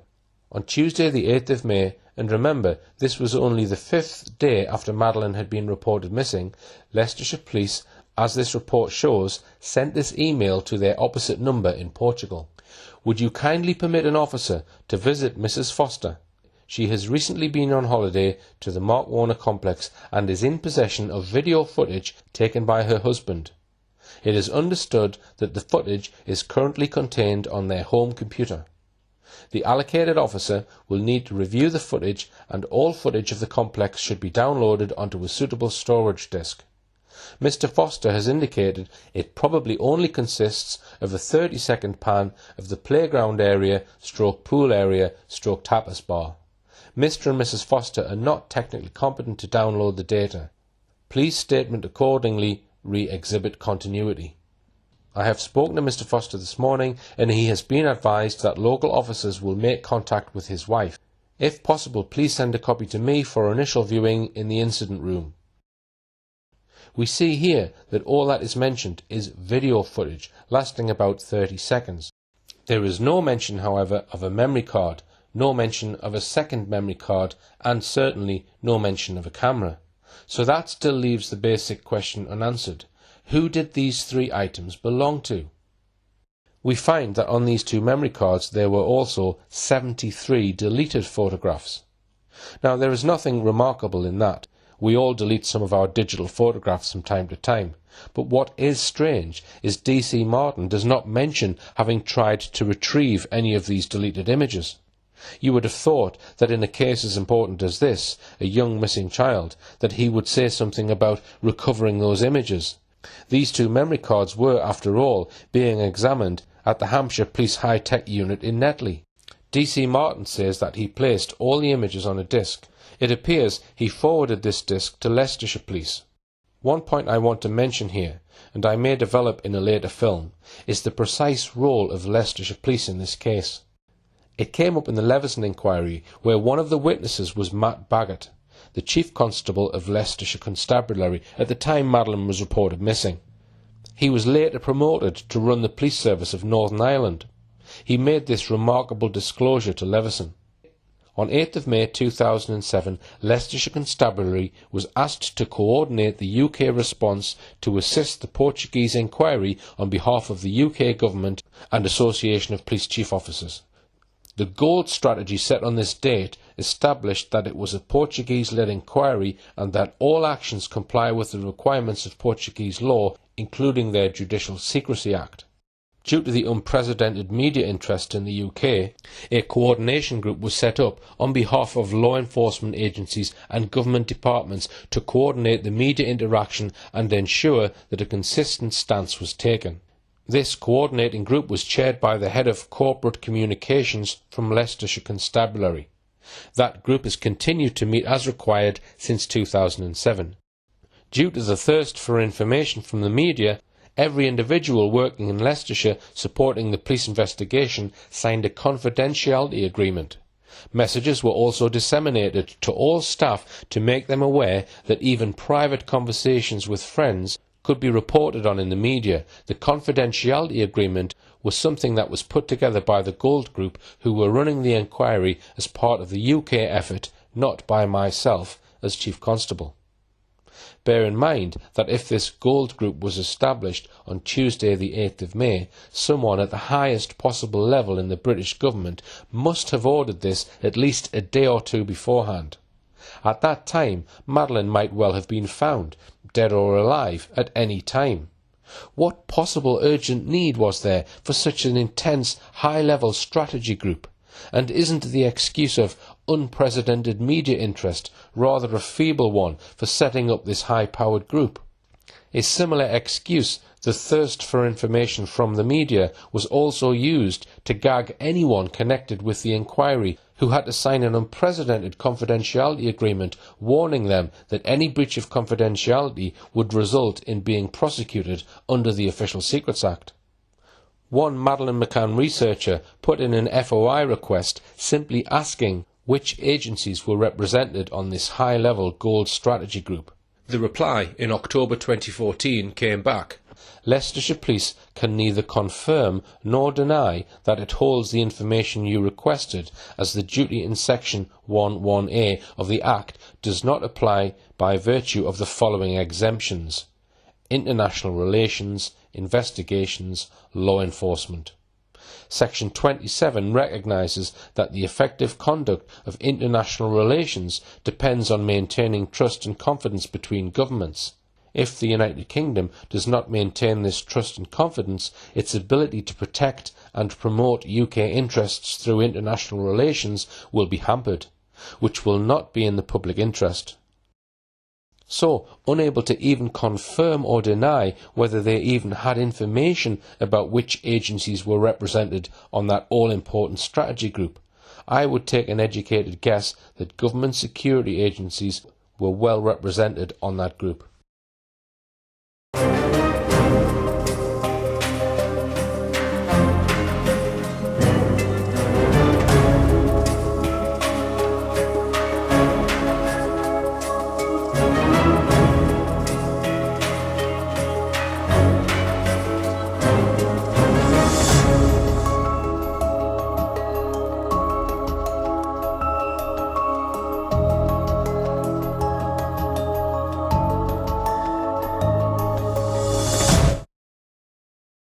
But to return to the matter of what happened to the disc of photographs that DC Martin compiled. In the Portuguese police files, we find this short report from Inspector Ricardo Paiva. I can confirm that photographs from a CD provided by Leicestershire Police were visualised and analysed. These referred to photographs taken by the Foster's family during their holiday at the Ocean Club between the 28th of April and the 5th of May 2007. Upon analysing these photos, the result was that there was at least one photograph where some of the individuals making up the group of friends of the McCanns couple were visualised, nothing relevant being found for the investigation. So, after the effort of examining 2 memory cards, whosoever they really belonged to, and a short video clip of 30 seconds, all that they had was one photo with some of the Tapper 7 on it. But perhaps what is of more interest is what was happening to some other photographs down in Portugal. On the very same day that DC Martin was downloading digital photographs from 2 memory cards from the Olympus, Jerry McCann likewise was handing in 2 computer discs of photographs to the Portuguese police in Portimao. And these images, apparently 113 images and dozens of duplicates, we can see in the Portuguese police files. And they are mostly or all from the holiday. The trouble is, the Portuguese police were not handed any original memory cards. It appears just images scanned into PDF format and then put onto a couple of CDs. Nearly all of the images appear in the files as grainy, poor quality black and white images. Colour photographs taken by the Portuguese police which appear in the police files are reasonably clear, so why do the images provided on a CD by Jerry McCann look like this?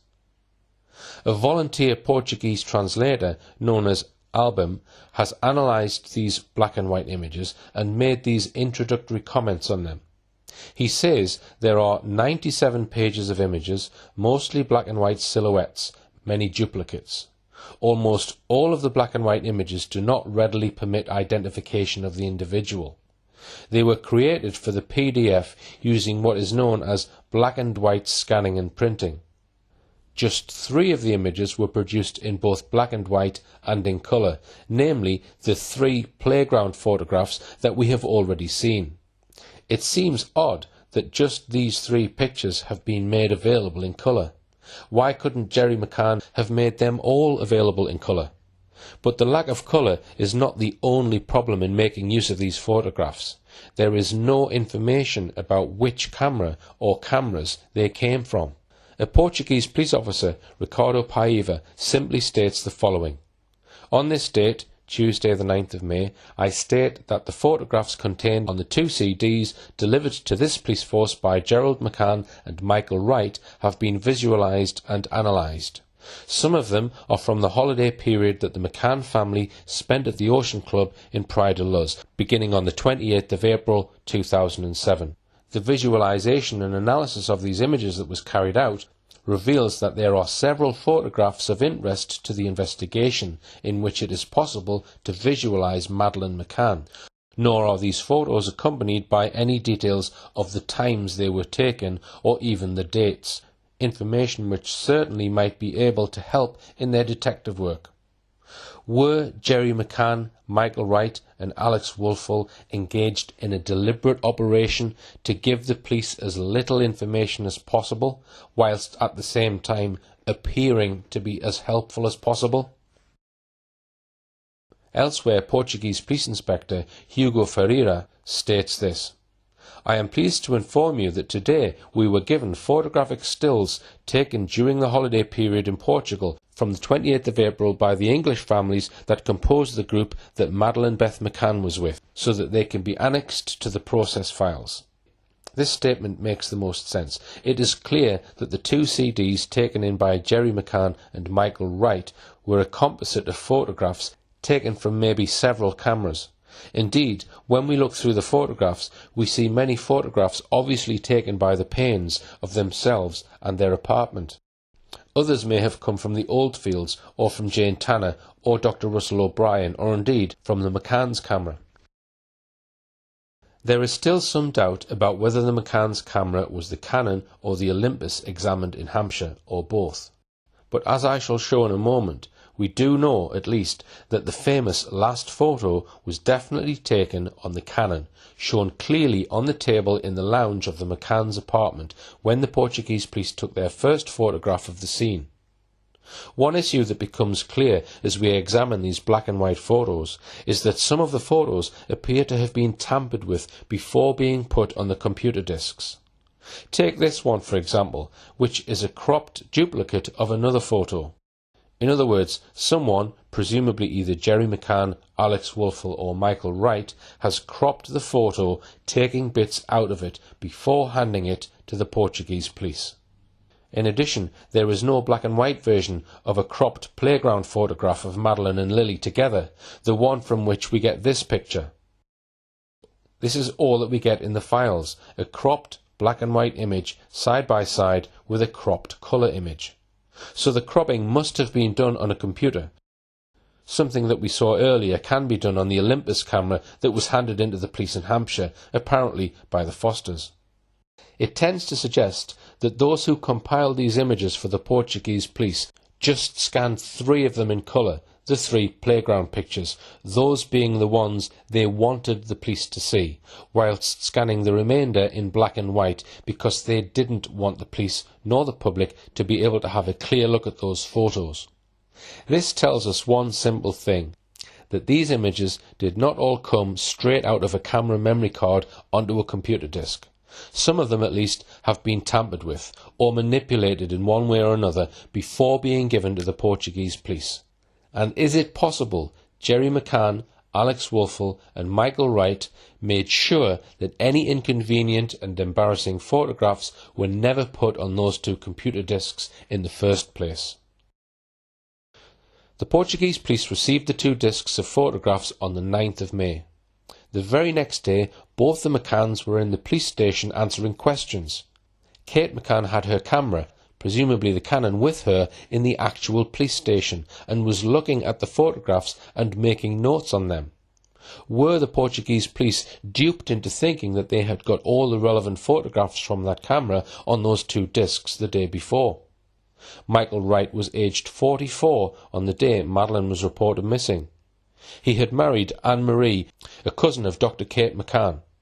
He was military trained and was said at the time to have been a partner in an IT company. Michael Wright and his wife and the McCanns used to meet up from time to time, mostly at family events. Once in 2006 and once in February 2007. Their families were close and they stayed in each other's houses.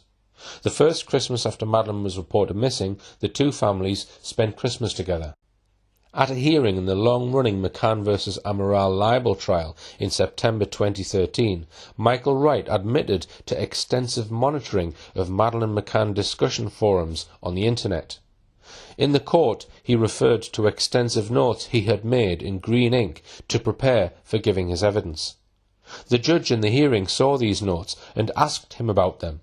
He said he had written them up the night before in his hotel room.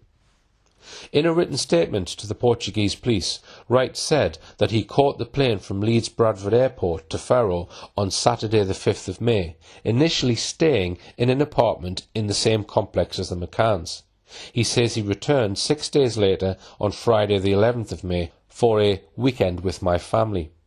It seems that one of his main tasks whilst he was in Portugal for those 6 days was to select and maybe manipulate a series of photos in order to produce a computer disk for the Portuguese police on the 9th of May. Meanwhile, the head of public relations at Bell Pottinger, one of the world's biggest PR companies, Alex Woolfall, was working on another similar or parallel project. He was also helping Jerry McCann with photographs in his camera, as this report in the Times on the 6th of October 2007 informs us. The McCanns had photographs of Madeleine on their digital camera, which Mr. Woolfall began transferring to a laptop computer. I said to Kate, let's try to identify pictures where her face is visible. Downloading the images was a very difficult process for them. It was upsetting. Mr. Woolfall transmitted the photographs to the Press Association in London, from where they were distributed to the media. The portfolio included the now famous image of Madeleine wearing a hat on a tennis court. That's the so-called tennis balls photo, by the way. So that article in the Times made things very clear. PR man Alex Woolfall had access to Jerry McCann's camera and memory card and was transferring the photos onto a laptop computer. And of course, if he was transferring them, he could at the same time have been deleting, amending or cropping some of them. So, exactly when was Alex Woolfall transferring these photographs from the McCann's camera to the computer? He maintained that he flew there on Saturday the 5th of May, but in fact the flight records show that he travelled there on Friday the 4th of May, the very day after Madeleine was reported missing. Why did he have to be there the very next day?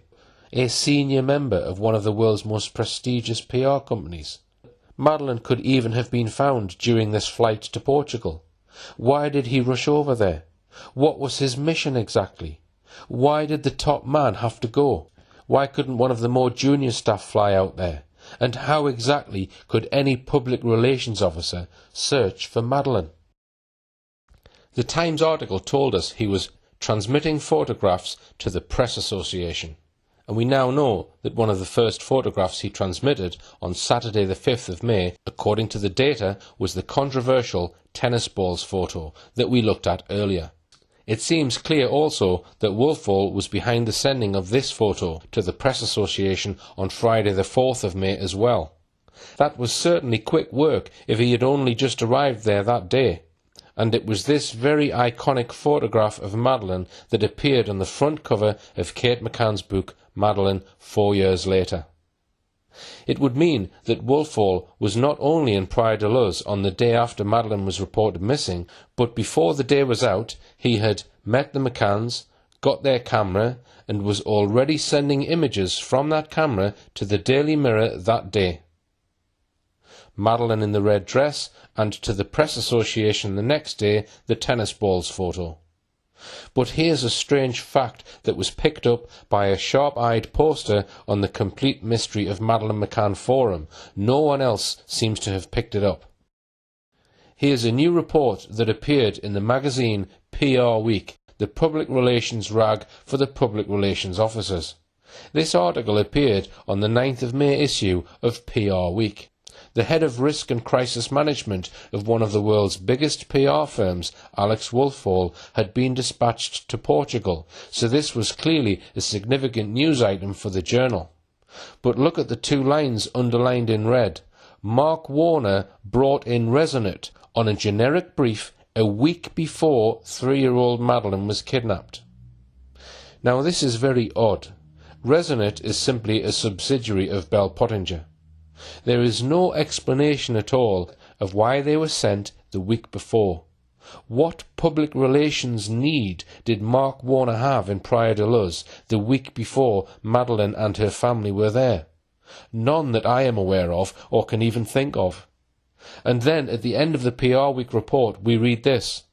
After Madeleine was kidnapped, Managing Director Michael Froelich referred the firm to his parent company's crisis specialist Alex Woolfall. Froelich and Resonant Director Tricia Moon are helping liaise with the British consul in Portugal, the Portuguese police and the Portuguese and UK media. This seems like an astonishing coincidence. Handily available to the powers that be at the very moment Madeleine was allegedly kidnapped were no less than Michael Froelich and Tricia Moon, the managing director and director respectively of Resonant, a subsidiary of probably the UK's #1 public relations firm.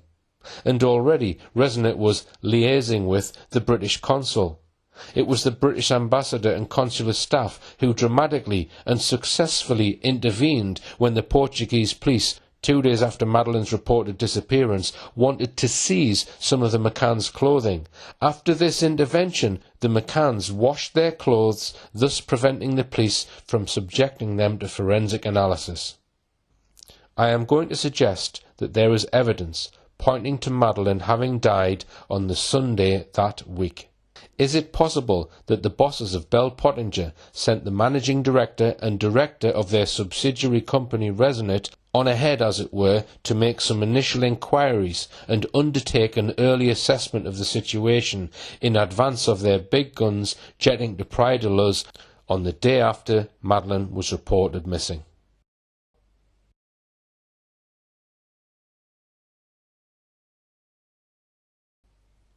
I want now to look at the very important subject of why it took a whole 3 weeks to publish the evocative last photo of Madeleine.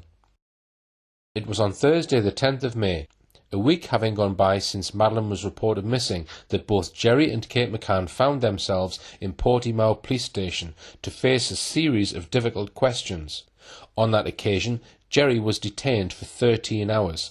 His friend, Dr. Matthew Oldfield, was also interviewed that day, and obviously put under great pressure by the police. He was described as almost hysterical in the interview. Jerry McCann heard him shouting and crying. Perhaps he was struggling to explain all the absurdities surrounding his insistence that he really did check on the children at about 9:30 p.m. the night Madeleine was reported missing. That day, the 10th of May, Kate sat in the waiting area for 8 hours before being told that it was too late for her to be interviewed that day. But she also told us this: "I made use of the long wait I anticipated by sitting down with a notebook, pen and my camera containing the dated photographs of the holiday and trying to write a detailed account of everything that had happened the week before." So here she gives a clear indication that, so she says, all her images had a date stamp imprinted on them. She makes sure the word dated is in there. Meanwhile, Jerry McCann, during his police interviews, said apart from those 2 discs that he and Michael Wright had handed in the day before, he had no others in his possession. A number of these pictures featured the Paynes children, so the McCanns must have used a number of photos from the Paynes camera. It's probably reasonable to assume that the 3 playground photographs we saw before were taken by the McCanns, and as we saw earlier, we can say with near certainty that all 3 were taken on day 1 of the holiday, the Saturday. But if that's the case, where are all the other photographs that the McCanns took that week? It was a Canon camera, a Canon PowerShot A620, that was left in the middle of the table in the living room of the McCann's apartment. And we must assume that when she was holding a camera while Jerry McCann was being interviewed by the police in Portimao on the 10th of May, that was also her Canon camera. It almost looks like a prop. There are very few objects visible in the photograph, and so the camera seems to stand out, almost ostentatiously, as if to say, "Look, our camera, nothing to see here." But as we have seen, there is evidence from the black and white photos on the 2 CDs handed in by Jerry McCann that the images have been tampered with deletions of many of them, and cropping of some others. And let's suppose, as I shall be suggesting later, that something serious happened to Madeleine much earlier in the week, it would be perfectly possible for the McCanns, or someone they knew, to have removed the memory cards, deleted inconvenient photographs, cropped them, or perhaps even removed them altogether and substituted a new memory card. Done all of this before they claimed later in the week that Madeleine had been abducted. They could also have stored the images on a computer disk for later amendments to be made by them. If so, there would be nothing incriminating for the police to find in their camera. It seems that the Portuguese police never seized the camera. There is no mention of their doing so in the files, and they therefore let the McCanns take it away with them as they moved that night after reporting Madeleine missing to stay in the Paynes flat. We can hardly blame the Portuguese police for this unfortunate omission. For a week the McCanns had been insisting that Madeleine had been abducted, aided and abetted by a mighty public relations and media onslaught. These 3 individuals, Jerry McCann, Alex Woolfall and Michael Wright, examined various memory cards for the dual purpose of A. producing 2 CD discs for the Portuguese police, and B. producing images for the mass media. Some of those images had been cropped before they got to the Portuguese police, showing that they had already been digitally altered. All of this demonstrates, without a shadow of a doubt, the potential for manipulation of the memory cards before they were sent to Hampshire Police and before Jerry McCann and Michael Wright handed in their carefully selected photos on those 2 CDs. Inconvenient photographs could easily have been deleted, cropped, or even photoshopped, so as to attempt to confirm the McCann's account of events that week. And what do we make of this part of Jerry's statement on the 10th of May, when Kate was also in the police station, Canon camera in her hand? The witness fully confirms the statements made previously at this police department on the 4th of May 2007, being available to provide any further clarifications. Asked, he clarifies that, apart from the personal photographs already delivered by him to the police authorities after the disappearance of his daughter Madeleine, he has no others in his possession. He adds that it is his wife Kate who usually takes pictures. He does not recall taking any pictures during this holiday at night. This is an outright lie. The photographs on the CDs handed to the police did not include the last photo.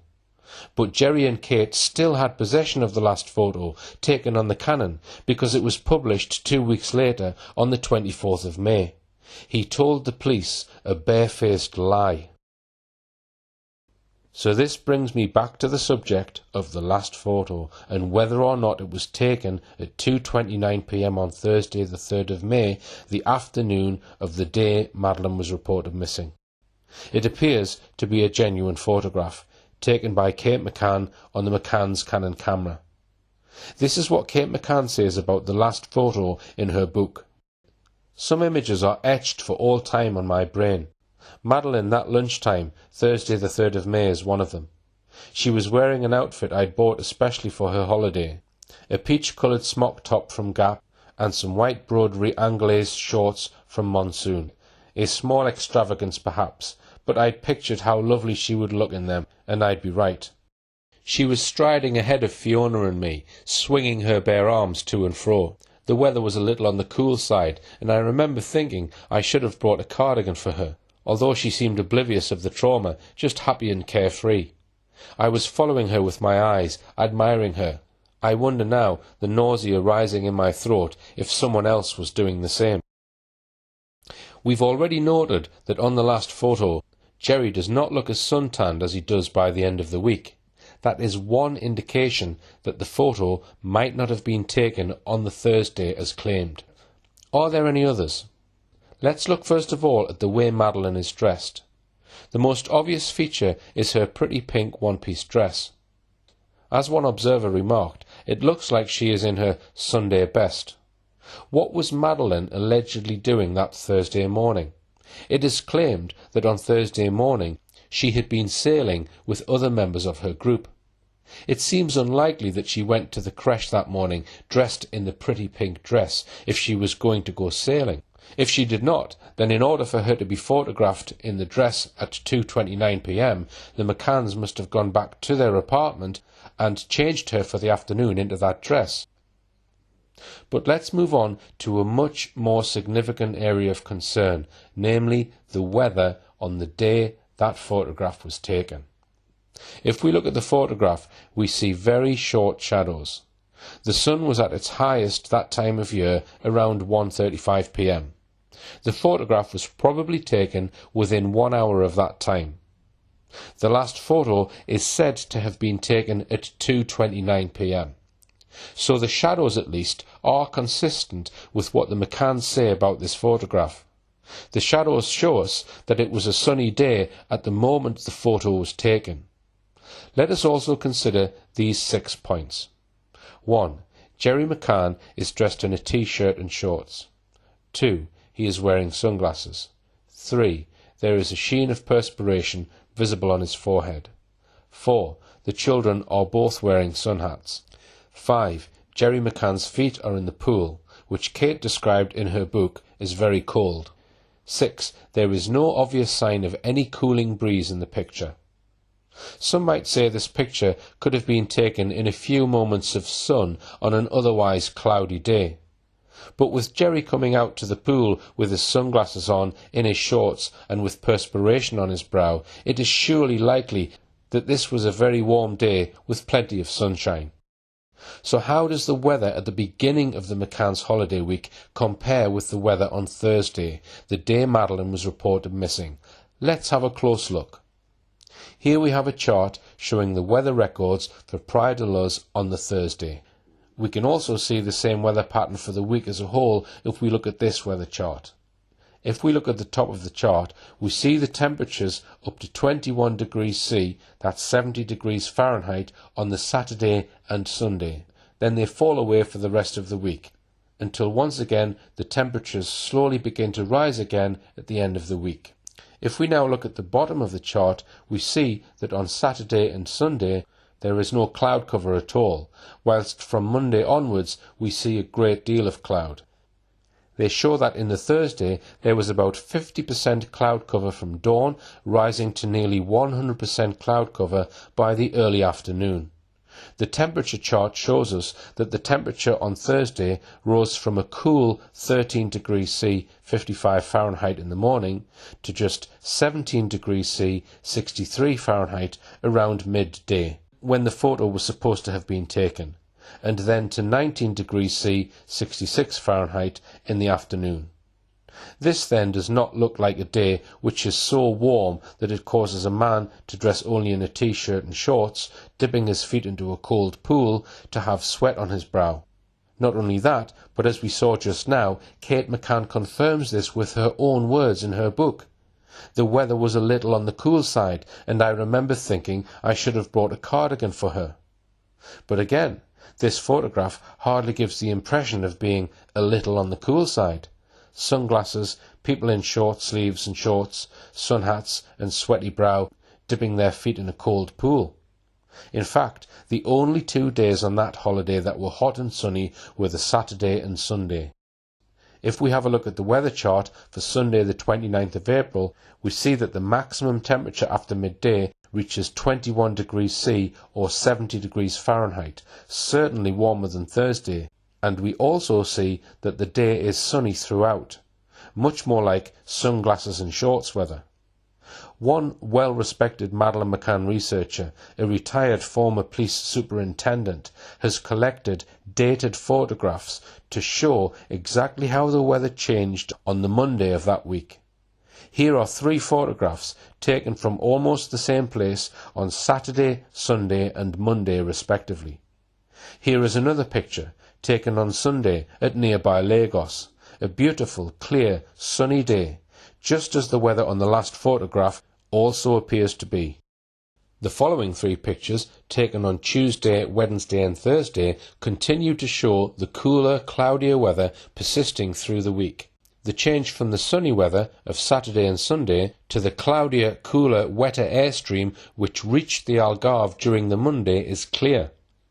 Compared with the photographs we saw earlier from Sunday, the photos from Tuesday, Wednesday and Thursday all show a much greater amount of cloud cover and evidence of a cooling wind. An ex-RAF man, now an expat living in Praia de Luz, kept daily weather records. His diary confirms the cloudier, windy, cooler conditions that prevailed on that Thursday when the last photo was supposed to have been taken. As most of you watching this film will be aware, there are hundreds, indeed thousands of people who discuss the disappearance of Madeleine McCann in depth on various websites, forums and blogs. Some of these people are experts in their field, and I'm going to now quote from one of them, a retired former police superintendent who has studied the case in depth and even written an e-book on the case, available on Kindle. This is part of his professional opinion on the last photo. On the first full day of a family holiday, children and adults are dressed in their new holiday clothes. Everyone goes out to explore the resort. They look at the pool, find the supermarket, and generally get their bearings. And above all, if it is a fine sunny day, they take photos of the area, of the pool, of new and unaccustomed flowers and plants, cactuses, bougainvillea, and they take lots of photographs of their children, because you never know when it might turn cloudy or rain. Add this known behaviour to the weather reports and consider these existing photographs, and then add the relative ease with which the date can be altered on a digital image, and we may surely be forgiven for beginning to suspect that the last photo is not as it is being presented. Both Saturday and Sunday, the only two warm and sunny days that week, seem the probable days on which the last photo was taken, but the McCanns and their friends did not arrive in Praia de Luz until 3 p.m. on the Saturday, which rules out that day. We are forced by the available evidence to deduce that the last photograph was probably taken at lunchtime on Sunday, the 29th of April. Moreover, the retired former police officer goes on to make these very valid points. Again, I quote, "If, and only if this is correct, it gives rise to some serious concerns. The last photo may be a forgery. In English law, a forgery is any document that tells a lie about itself. It purports to be something it is not. In this case, a photo taken on Thursday the 3rd of May, the day Madeleine was reported missing. If the EXIF metadata showing the time and date had been altered, then a serious offence has been committed of attempting to pervert the course of justice. The person who altered the time and date would be involved. Any person who says it was taken on that date would also be involved. Any person who handled the photograph, the camera or the memory chip might be involved. The person who knowingly put this photograph into the public domain would very clearly be involved, and jointly they might all be guilty of conspiracy to pervert the course of justice. So the question to be asked is clear. Where was Madeleine at lunchtime on the 3rd of May 2007?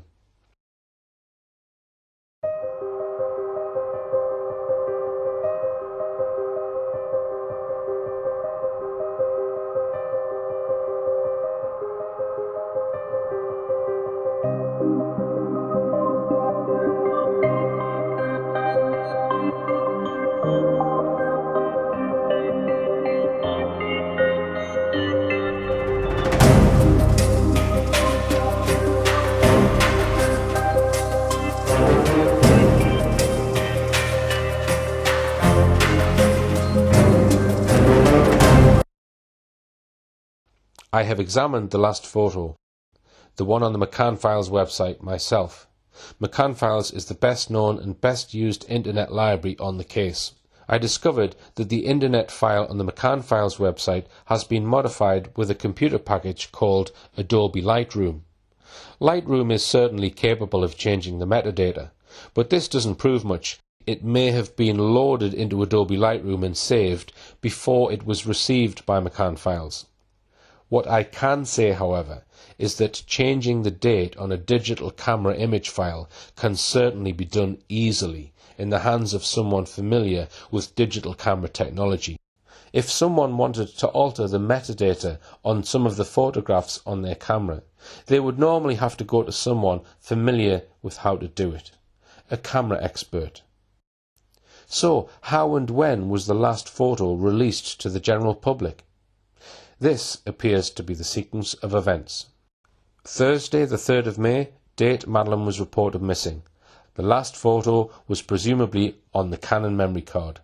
McCanns decide to issue photo of Madeleine taken about a year ago. Several other photos are released to the media in the next few days. Sunday, the 20th of May, Jerry McCann flies to England. During his visit, he was obliged to obtain any item from his house with Madeleine's DNA on it. He found a pillow, and Leicestershire police took a swab of DNA from it. Monday, the 21st of May, meetings in London. On the Monday, he had extensive meetings with top British police officers and with Jim Gamble, the head of the Child Exploitation and Online Protection Centre. Those meetings are not really the subject of this film, but they are a topic I hope to return to in the future. Tuesday, the 22nd of May. Jerry McCann says he met Tony Blair's chief media spinner Clarence Mitchell, the head of the media monitoring unit at the Central Office of Information, for the first time. Later that day, they travelled to Portugal together. Also on Tuesday, the 22nd of May, on the very same day, Jerry McCann's sister, Philomena McCann, also flew to Portugal to join the McCanns there. She had left her home in Ullapool, Scotland, and flown from Glasgow Airport to Portugal to join her brother, Jerry McCann. Now that might be significant because her husband, Tony Rickwood, is a camera expert and highly experienced photographer and photoshopper.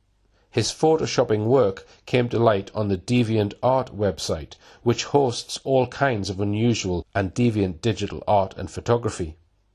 In Rickwood's case, some of his pictures were produced as a result of his fetish for what is called quicksand fetish art, that is, photoshopped pictures of women, sometimes naked, drowning in water, mud or quicksand. I pose this question.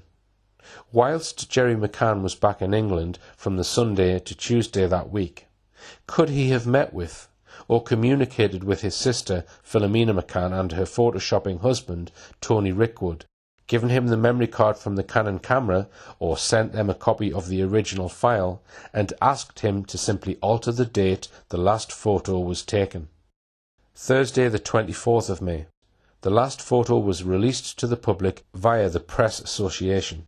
The last photo, however, was not amongst the mainly black and white photos on the 2 discs handed to the Portuguese police by Jerry McCann and Michael Wright. Why ever not? Why did they mislead the Portuguese police by not showing them this photograph? Why was it not used to produce those very first pictures of Madeleine that were released? And why did it take 3 weeks to release it? Why was it only released barely 24 hours after both Jerry McCann and his sister with the photoshopping husband arrived by plane in Portugal late on Tuesday evening, the 22nd of May?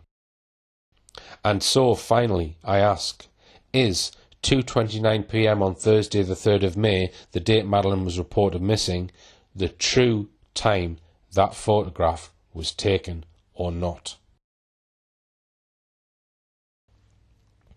So, having examined a variety of evidence, including the high possibility that the last photo was taken on Sunday, and it seems to me there are no confirmed photos of Madeleine being alive after Sunday, what other evidence do we have, if any, that Madeleine was alive for the rest of the week? The evidence can be summed up as follows. 1. The evidence of the McCanns. 2. The evidence of their tapas 7 friends. 3. The evidence of third parties, such as staff of the Ocean Club and other guests there that week. 4. The evidence of Mrs. Pamela Fenn, a lady who lived in a flat above the McCanns, who said she heard crying between 10:30 p.m. and 11:45 p.m. on Tuesday the 1st of May. And 5. the creche records, which purport to show that Madeleine attended the creche every day that week. On the face of it, even though some of the other evidence that she was alive after Sunday that we have looked at has not stood up to scrutiny, this appears to be an impressive list of evidence. But let's examine just how impressive it is. I'm going to focus first of all on the evidence of third parties that week. Then I'm going to look at some interesting aspects of the McCanns' conduct that week. I'll start by examining in detail the third party most closely involved with Madeleine that week, and that's the creche nanny Catriona Baker, or Cat Baker, the nanny in charge of the creche which included Madeleine, called the Lobster Group. This group met in a small room on the first floor of the main Ocean Club reception. It was for a small group of children aged between 3 and 5. Their names were Jessica B., Alexander M., Madeleine McCann, Elizabeth N., Ella O'Brien, daughter of Russell O'Brien and Jane Tanner, Tia P., and William T. So just 7 children, 2 of whom highlighted were Madeleine and Ella, the daughter of Jane Tanner and Russell O'Brien. Creche nannies are usually hired from many countries for the season. In Cat Baker's case, in one statement, she says she had many years' experience, and in another, just that she'd been employed by Mark Warner at the Ocean Club in the 2006 season. She was engaged again in 2007 from Saturday the 21st of April, just 1 week before the McCanns and their group of friends arrived. It seems she made a simple mistake earlier by saying she was contracted from the 21st of March. She was only 20 years old in 2007 and had apparently studied at an English university for a period. In her book, Kate McCann describes how she was introduced to Cat Baker the first afternoon they arrived. Kate says, "I warmed to her straight away." To enrol, parents take their children to the creche. Details are recorded: name of child, parent's name, contact telephone number, any health concerns such as asthma or allergies, etc. The child is then given an identity bracelet and placed in a specific group with a specific nanny. The maximum size of any group is 7. Which any nanny receives a child on day 1 remains the child's nanny for the rest of the week. There are 2 3-hour creche sessions from 9:30 till 12:30 and 2:30 till 5:30. The nanny who is responsible for the child is also responsible for the register. Mark Warner stipulates that parents must sign the children in and out of the creche, giving the time of day they have done so. Madeleine was in Cat Baker's Lobsters group, so the lobster creche records were obtained by the police after Madeleine was reported missing. This is what they look like. If we take these records at face value, then they tell us that Madeleine was in the creche for the following periods: Sunday morning 9:45 till 12:15, afternoon 2:45 till 5:30, total of 5¼ hours. Monday morning 9:30 till 12:10, afternoon 3:15 to 3:30, total of 2 hours and 55 minutes. Tuesday morning 9:30 to 12:20, afternoon Madeleine was left at the creche at 2:30 p.m, no time of collection shown. Wednesday morning 9:20 till 12:30, afternoon 2:45 to 5:30, total 4 hours and 55 minutes. Thursday morning 9:10 to 12:25, afternoon 2:50 to 5:30, total 4 hours and 55 minutes. Let's now have a closer look at Cat Baker. On the 14th of October 2007, just 5 weeks after the McCanns had been declared suspects, and the McCann team's PR efforts were at their most intense, the Mail on Sunday ran a story headed "Revealed, the nanny who could help clear the McCanns' name."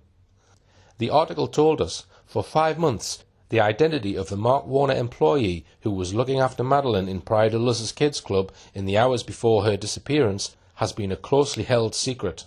On the morning after Madeleine's disappearance, it is believed she even told Portuguese police of a man she had seen acting suspiciously around the apartments. Today we can reveal her identity as 20-year-old Catriona Baker, the daughter of a nurse and draftsman from Manchester. Miss Baker has told friends she is convinced of the McCann's innocence. She is still in contact with Kate McCann. Intriguingly, Miss Baker revealed to one friend, spoken to by this newspaper, that she told Portuguese police of a man she saw acting strangely near the apartment in the days leading up to Madeleine's disappearance on the 3rd of May. She was interviewed for just 3 hours by the police on the morning of Madeleine's disappearance. The Mail on Sunday has also learned that within 24 hours of that interview, Ms Baker was dispatched by Mark Warner to take up a new post in the Greek resort of San Agostino, along with 4 other members of staff. They were all linked to the 7 holidaymakers who had eaten in the resort's tapas restaurant with Kate and Jerry on the night of Madeleine's disappearance. On the day Madeleine disappeared, Miss Baker had spent nearly 6 hours with the toddler.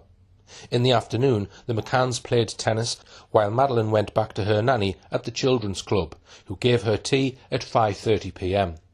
Madeleine, Sean and Amelie were picked up by their parents at 6 p.m. The Mail on Sunday article states as a fact that the McCanns played tennis, while Madeleine went back to her nanny at the children's club, who gave her tea at 5:30 p.m. Madeleine, Sean and Amelie were picked up by their parents at 6 p.m. But earlier I explained that there were so many contradictions about the claim that Madeleine and the twins and their parents were having high tea together that we could not rely on those accounts as proving that Madeleine was alive at that time. And Kate's later story was not that she was playing tennis, but that she went for a long run along the beach. Let's also observe that in this statement in the Mail on Sunday, it sweeps aside all the McCann's evidence, contradictory though it was, about picking up the children at 5:25 p.m. and 5:30 p.m. We saw how Kate claimed that Jerry had got there before Kate, and that she had come to the high tea straight from her long jog along the beach, etc., etc. The Kat Baker article contradicts all of that by simply saying the parents, plural, picked her up at 6 p.m.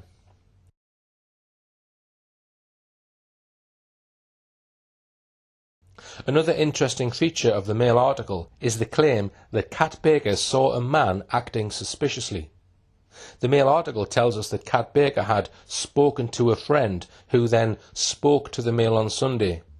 According to the Mail, she was said to have told the Portuguese police of a man acting strangely near the apartments in the days leading up to Madeleine's disappearance. This is, of course, classic hearsay evidence. Spoke to a friend, spoke to a newspaper. But now let's look at what she actually told the Portuguese police at the time when she made a statement to them on Sunday the 6th of May, just days after Madeleine's reported disappearance.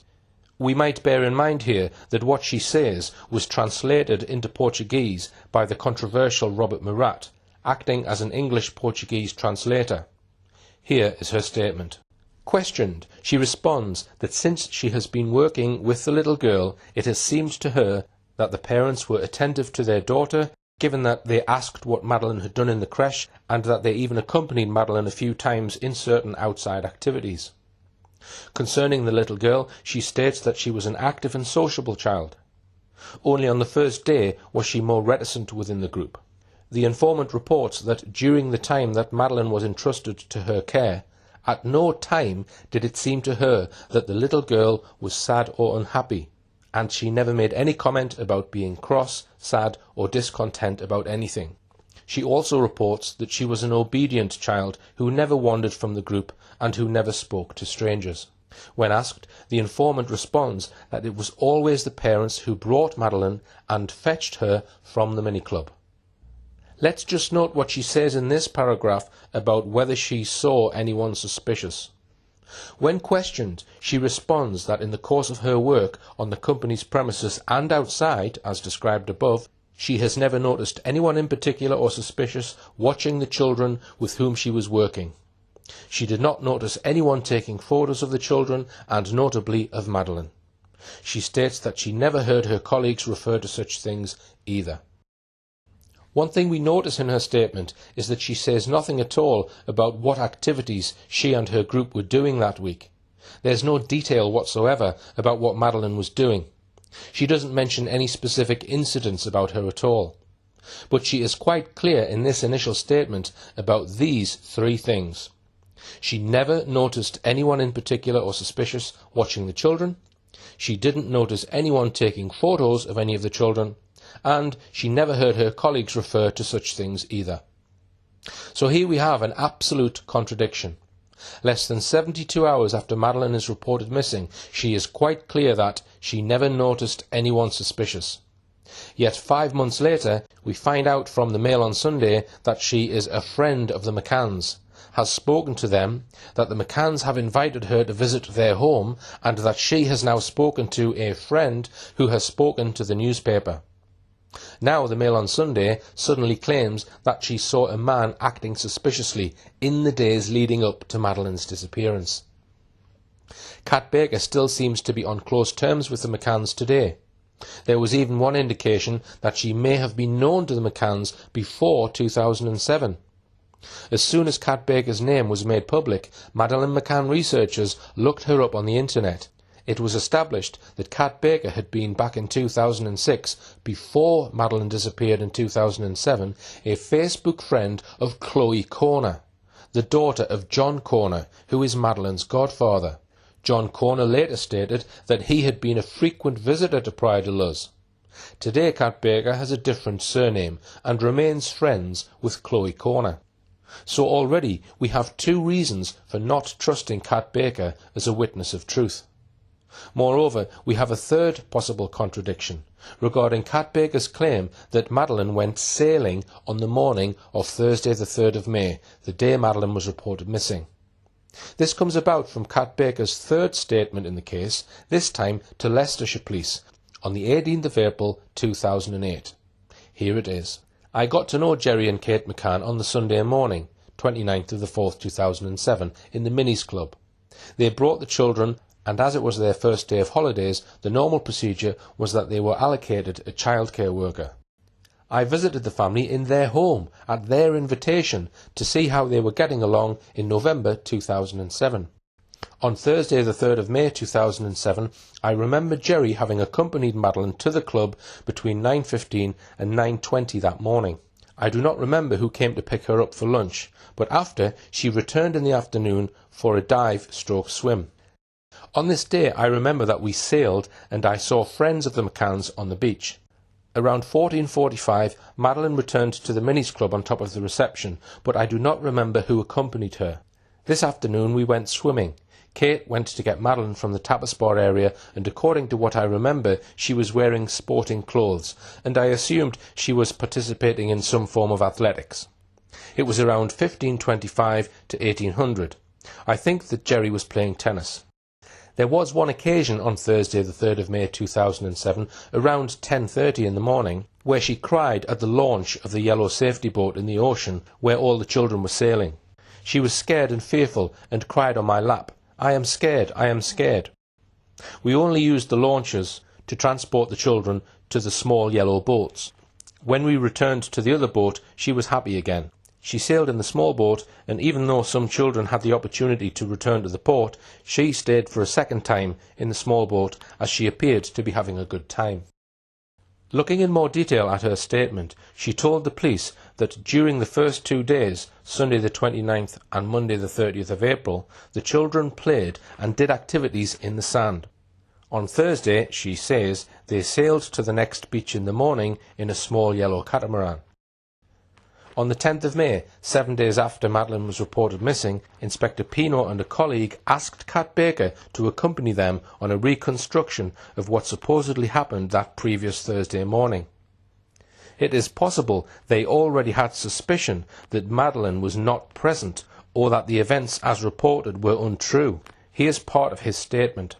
Today, 10th of May 2007, accompanied by Geo Barreras and Catriona Baker, the nanny responsible for the missing minor, we retraced the places and times at which they left the resort to go to Praia de Luz.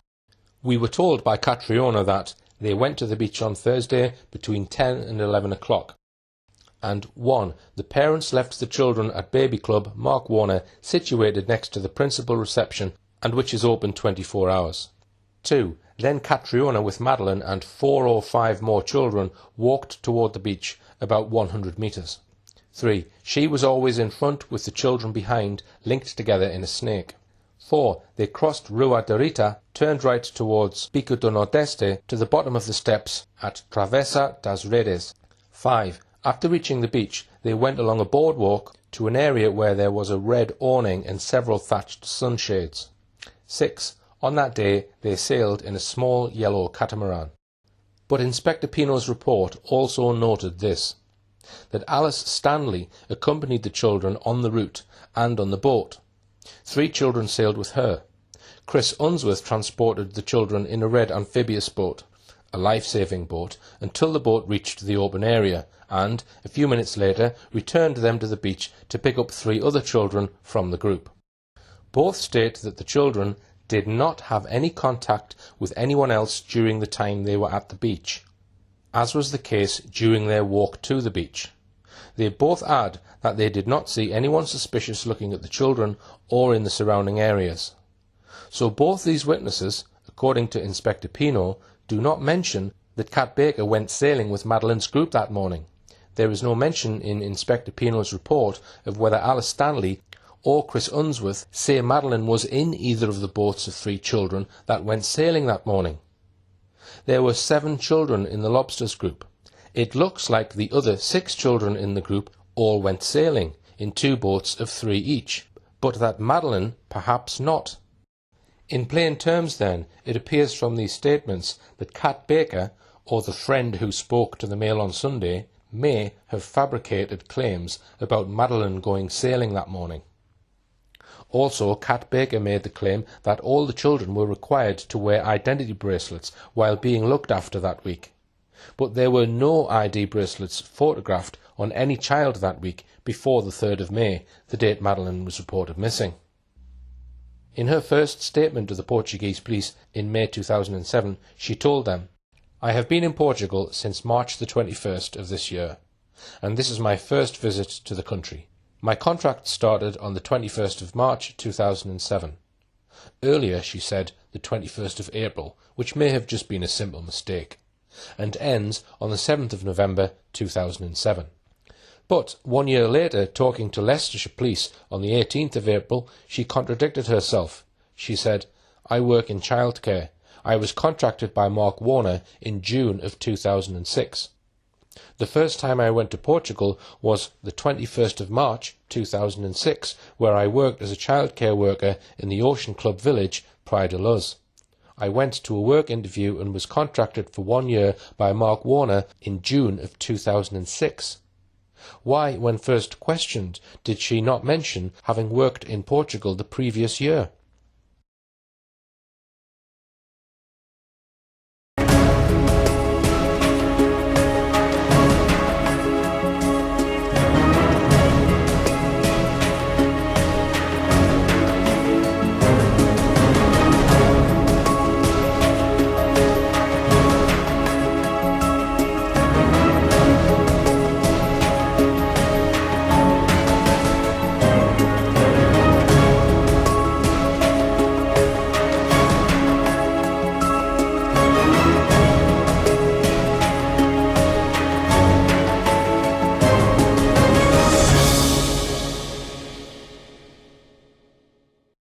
There is one particular incident that stands out from that week, which, it is said, really does prove that Madeleine McCann was alive on the Tuesday at least.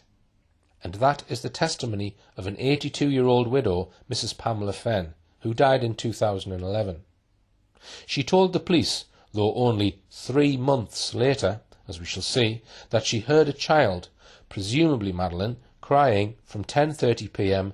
to 11:45 p.m. on the evening of Tuesday the 1st of May. She says that she then heard a door closing at 11:45 p.m. and then the crying stopped. On the face of it, there is no reason to suspect that this was anything other than the unvarnished truth. Why would an 82-year-old widow lie about anything, especially something so serious? But, as with almost everything in this case, nothing is quite what it seems. So let's now probe her statement in detail. I will read out the relevant parts of her statement. Mrs. Pamela Fenn, 20th of August 2007. She has lived in the apartment since 2003. She also refers to the day of the 1st of May 2007, when she was home alone. At approximately 22:30, she heard a child cry, and that due to the tone, the crying seemed to be a young child and not a baby of 2 years of age or younger. That night she contacted a friend called Edna Glynn, who also lives in Pride Luz, after 2300 hours, telling her about the situation, who was not surprised at the child's crying. On the 3rd of May she received a visit from her niece Carol during the morning, who said that when she was on her terrace she saw a male individual looking into the McCanns' apartment. She claims, however, that a week previously she was the victim of an attempted robbery, which was not successful, and neither was anything taken, thinking that the crying of the child could be linked to another attempted robbery in the residence. So there are 3 elements to her story. 1, she says she heard a child crying for 75 minutes continuously on Tuesday the 1st of May, 2 days before Madeleine went missing. 2, she says she was burgled in the week before Madeleine went missing. And 3, she says on the day Madeleine went missing, her niece, Carol Tranmer, visited her and happened to see a man peering suspiciously into the McCanns' apartment. But first, let's notice when she makes her statement. She does so on the 20th of August 2007. That's over 3.5 months, or 111 days since the date she says she heard the crying on Tuesday the 1st of May. So exactly how did Mrs. Fenn's statement, with its dramatic news of a burglar, a suspicious man, and a child's crying for 75 minutes come about? By looking at the lead-up to it, this will help us to form a view on whether Mrs. Fenn was telling the truth or not. Newspaper coverage about Mrs. Fenn in several British newspapers suddenly broke on Saturday the 18th of August 2007. It's strange that the story broke 2 days before she gave her statement to the police. This is what the Sun told us. Their story was headed, "Your sis, Maddie, is missing," and featured the McCanns' claim that only now, 3 months after Madeleine went missing, had the McCanns told their twins, Emily and Sean, that Madeleine had been abducted. But the story also made these revelations about Mrs. Pamela Fenn.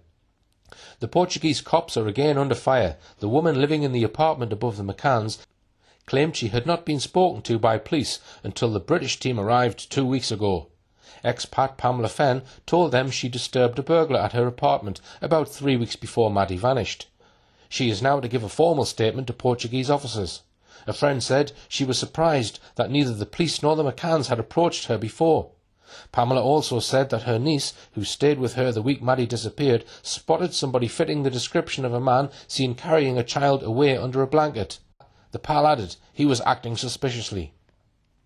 I have no doubt that the so-called friend mentioned in this story is none other than the McCann's official PR spokesman, Clarence Mitchell, whose job at the time Madeleine was reported missing was the head of Tony Blair's propaganda machine, the Media Monitoring Unit at the Central Office of Information. In this story, the burglary is said to have taken place 3 weeks before Madeleine went missing, not 1 week as she says in her official statement. The article quotes the friend as saying that Mrs. Fenn was surprised that the police had not approached her before. Surely the much greater surprise is that Mrs. Fenn had done nothing for 3.5 months to report an attempted burglary, a suspicious man hanging round the McCann's apartment, and hearing a child sobbing her heart out in the apartment below her for 75 minutes, 2 days before she was reported missing. And we must ask ourselves, how likely is it, in the aftermath of the alleged abduction, the police would fail to visit whoever lived immediately above them to find out if they saw or heard anything that night? The article also says that Mrs. Fenn's niece, Carol Tranmer, stayed with Mrs. Fenn that week. However, Carol Tranmer told the police that she had stayed elsewhere in Portugal and only visited her aunt on a couple of occasions. Another contradiction. Mrs. Fenn's niece, Carol Tranmer, later said that the man she said she saw fitted the description of a man carrying a child away under a blanket. But it wasn't until late October, nearly 6 months later, that the McCann team released this artist's sketch of the man supposedly seen by Jane Tanner. Before then, there was no detailed description of him. So what description could Mrs. Fenn and her niece, Carol Tranmer, be referring to?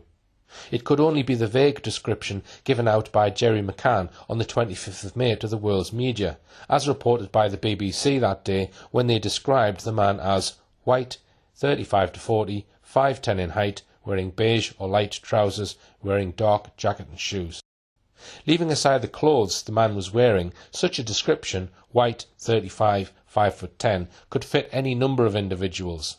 Many of the 400 or so guests at the Ocean Club that week were parents of European origin of children under 5. It could have been almost any of them.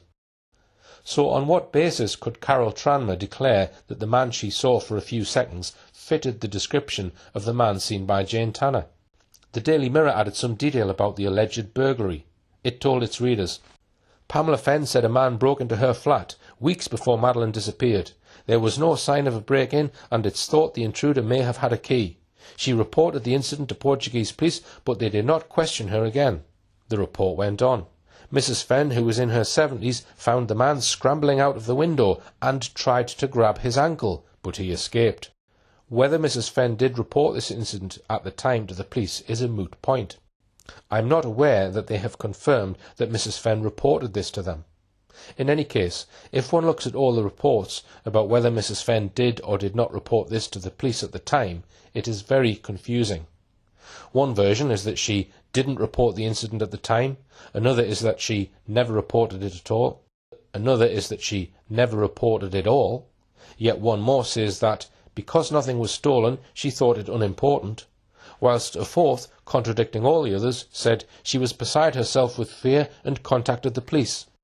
These inconsistencies do not inspire confidence in Mrs. Fenn as a witness of truth, or at least those reporting what she said. But now, how credible is this statement? Found the man scrambling out of the window and tried to grab his ankle. Especially when we see how far Mrs. Fenn's windows were above the ground level. And also considering that Mrs. Fenn was 81 years old at the time, not in her 70s, as wrongly stated in some newspaper reports. The drop from the window of the flat to the ground must be 12 to 15 feet, meaning that he would have likely to have suffered injury if this story is true. But she says nothing about what happened to him after he scrambled out of the window. Did he run off? Did anyone else see him jump and report it? And did she really try to grab his ankle? Did she nearly catch him with her outstretched arm as he was in the very act of leaping out of the window? The Mirror report continued. Mrs. Fenn's information only resurfaced after British police reviewed the case 2 weeks ago. Mrs. Fenn will now be formally interviewed for the first time on Monday. The timing of all these newspaper reports is of great interest. It was in the first week of August that the 2 Springer Spaniels used by top police dog handler Martin Grime alerted to the scent of a corpse and blood in 17 different locations, in their apartment, on their clothes and in their hired car associated with the McCanns. As is clear from Kate McCann's book Madeleine, the McCanns were in a state of panic at this time. I suggest that these stories about Mrs. Fenn were planted in the British media in a fresh attempt to deflect from the disturbing leaks coming from the Portuguese police about the scent of a corpse and about cadaver odour being found in the McCann's apartment and in the hire car. Did these articles serve an ulterior purpose? If Mrs. Fenn's story about the crying incident was right, then that would surely prove that Madeleine was still alive on the evening of Tuesday the 1st of May, which is part of the McCann's version of events.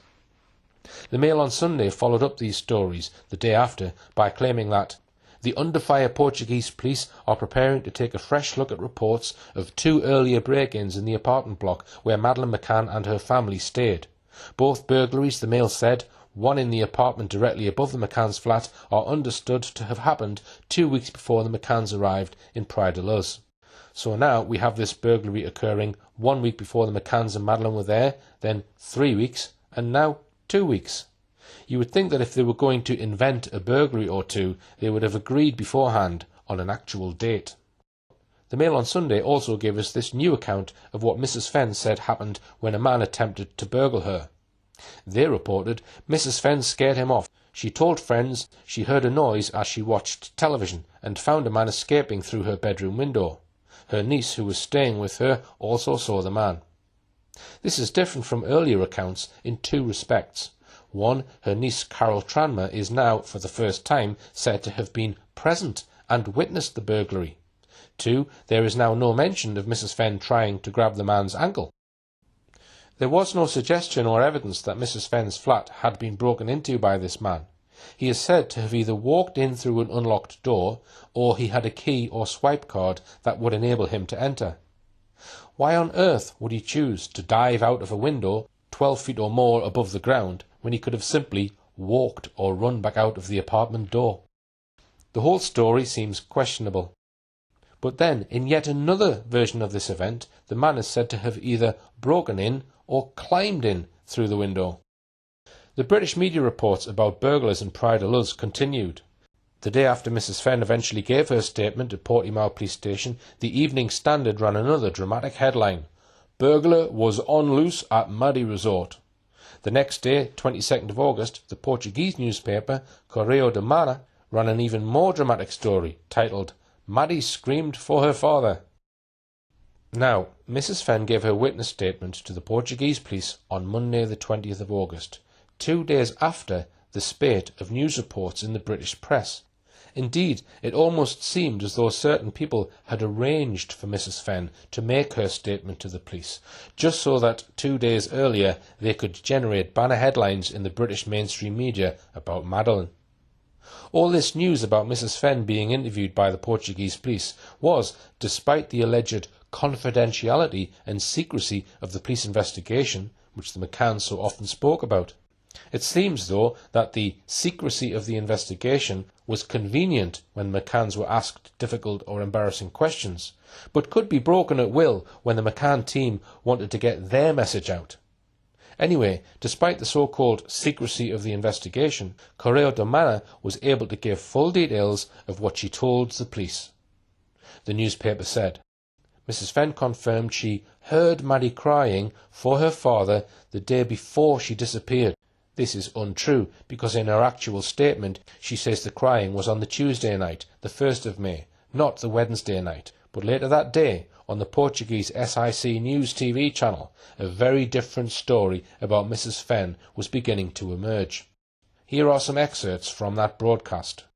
Mrs. Pamela Fenn, the British octogenarian who lives above the apartment from where Maddie disappeared, says she has been harassed by the unwanted interest of journalists and has denied having spoken to the police. She said she didn't have any information about the case. At the age of 81, this quiet, retired British woman seems to have been seriously shaken. After an outburst by her at her hairdresser's, news that she was a witness in the Madeleine McCann case quickly became known to journalists' ears. According to what she said to have told the police, the night before Madeleine was reported missing, she heard a child crying and calling for her father for a long time. The fact that she spends most of the day on her veranda with a view across the tapas restaurant made the police return to the Ocean Club on Monday morning. Detectives quizzed her for about 4 hours to see if she had seen someone from the McCann group leave the restaurant to go and check on the children. Angry at the journalists' questions, Mrs. Fenn denied being a witness in the case and said that what the press was saying was pure speculation. I have been here 3 months since all this happened. I've never spoken to a journalist. They've written rubbish in the newspapers. I've never even uttered a word. It's all rubbish. And then, the following day, the 23rd of August, the Daily Express returned to the subjects of the alleged burglary at Mrs. Fenn's apartment, the suspicious man allegedly seen hanging around the McCann's apartment, and the crying incident. On the alleged burglary, the Express wrote, Mrs. Fenn has also told police about an attempted burglary at her apartment several weeks earlier. She said a man broke in through the first floor window, but she disturbed him and he jumped out of it. The source said she did not think it was significant. She has lived in Luz for some time, and at her previous address was the victim of burglaries on a regular basis. There are lots of drug addicts in the area who prey on tourists' apartments. Nothing was taken, so she did not initially report it to the police. There are several points to note here. 1. In this report, and I think this bit is true, she never reported this break-in and attempted burglary to the police at the time. 2. She thought it of no significance. 3. We're told this incident was not 1 week before the McCanns went on holiday to Pride of Luz, not 2, not 3, but now several weeks. And 4, no longer did the man enter the room with a key, but now he is said to have broken in through the first floor window, even though it was some 12 feet or more above the ground, and there was no obvious way to climb up to it. But now we get a whole new burglar story in the Express, a second burglary. The report of an intruder echoes the experience of a Scottish holidaymaker at the Ocean Club Resort just 3 weeks before Madeleine went missing. The woman told police that an intruder used a key to enter her apartment at the Mark Warner Run Resort on the first night of her stay, making off with personal belongings and £500 worth of currency. It was in the same block as the one where the little girl was taken from, she said. The police were called. They told us someone with a key had got into the flat. There were no broken windows and no forced entry. The Scottish holidaymaker wasn't named, so the story could not be checked. There's no credible evidence, to my knowledge, to support either burglary. Regarding the story that Mrs. Fenn's niece, Carol Tranmer, had seen a suspicious man lurking around the McCanns' apartment, the Express also purported to reveal new details about this. They told their readers, Mrs. Fenn's niece, who has now been interviewed by detectives in Britain, spotted a suspicious-looking man hanging around the McCanns' apartment about the time Madeleine disappeared. She told detectives that he matched the description of a suspect seen by Jane Tanner, one of the McCanns' holiday friends. Miss Tanner reported seeing the man rushing away from the apartment with a child wrapped in a blanket under his arm. A second witness spotted the man minutes later rushing past the church in the resort and heading to the seafront. The dark-haired man was wearing white trousers and a dark jacket. I made the point earlier that Carol Tranmer in August would only have known that the alleged abductor was white, 35 to 40, 5'10" in height, nothing else. Not until late October was this artist's sketch of the abductor released to the public. So how could Carol Tranmer be so sure that the man she said she had seen matched Jane Tanner's description? But now, in August, we hear from the Express about a man with dark hair, dark jacket and white trousers heading towards the sea, also carrying a child. The Express says that both the man seen by Jane Tanner and the other man were rushing. Those of you who have watched my film The Phantoms will instantly recognise this man with dark hair, dark jacket and white trousers. It is the description given to the Portuguese police by Irishman Martin Smith and 2 members of his family. And in my film I produced persuasive evidence that this alleged sighting, which I call Smith Man, may also have been fabricated. In the Express report, we are seriously being invited to believe that the very same man with dark hair, dark jacket and white trousers was seen by Carol Tranmer lurking around the McCanns' apartment during the afternoon of the 3rd of May, then seen by Jane Tanner near the McCanns' apartment at 9:15 p.m. carrying a child in pyjamas, and then seen by a second witness, unidentified, later on heading towards the beach. All of these 3 so-called sightings have so many problems about them that none of them seem to have any credibility. As I explained in my film The Phantoms, the Metropolitan Police said on BBC Crime Watch in October 2013 that a man had come forward 6 years after the event to identify himself as the man carrying a child seen by Jane Tanner. That tale by Detective Chief Inspector Andy Redwood seemed equally suspect. Most likely it was yet another fabrication in this mystery littered with fabricated statements.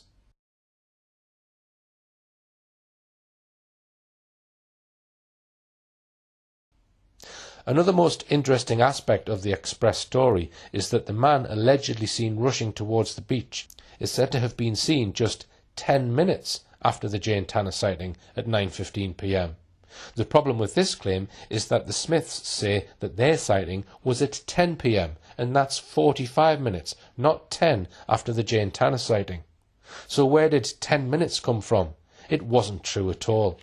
I suggest it must be clear by now that this whole Express article must have been handed, ready packaged, on a plate to the Express, who simply churned it out and no doubt made a few extra £1,000 from it by putting the story on their front page. The only person who could realistically have done this, that is, manufactured a story which once again confused the British public, was the McCanns PR spokesman, Clarence Mitchell. In the Express's account of the crying incident allegedly heard by Mrs. Fenn, they tell us that it happened 2 nights before Madeleine went missing, the Tuesday, not the night before. Before we leave the subject of Mrs. Fenn and the crying incident, let's now go back to her statement and examine very closely what she says. She says she heard a child start crying at 10:30 p.m.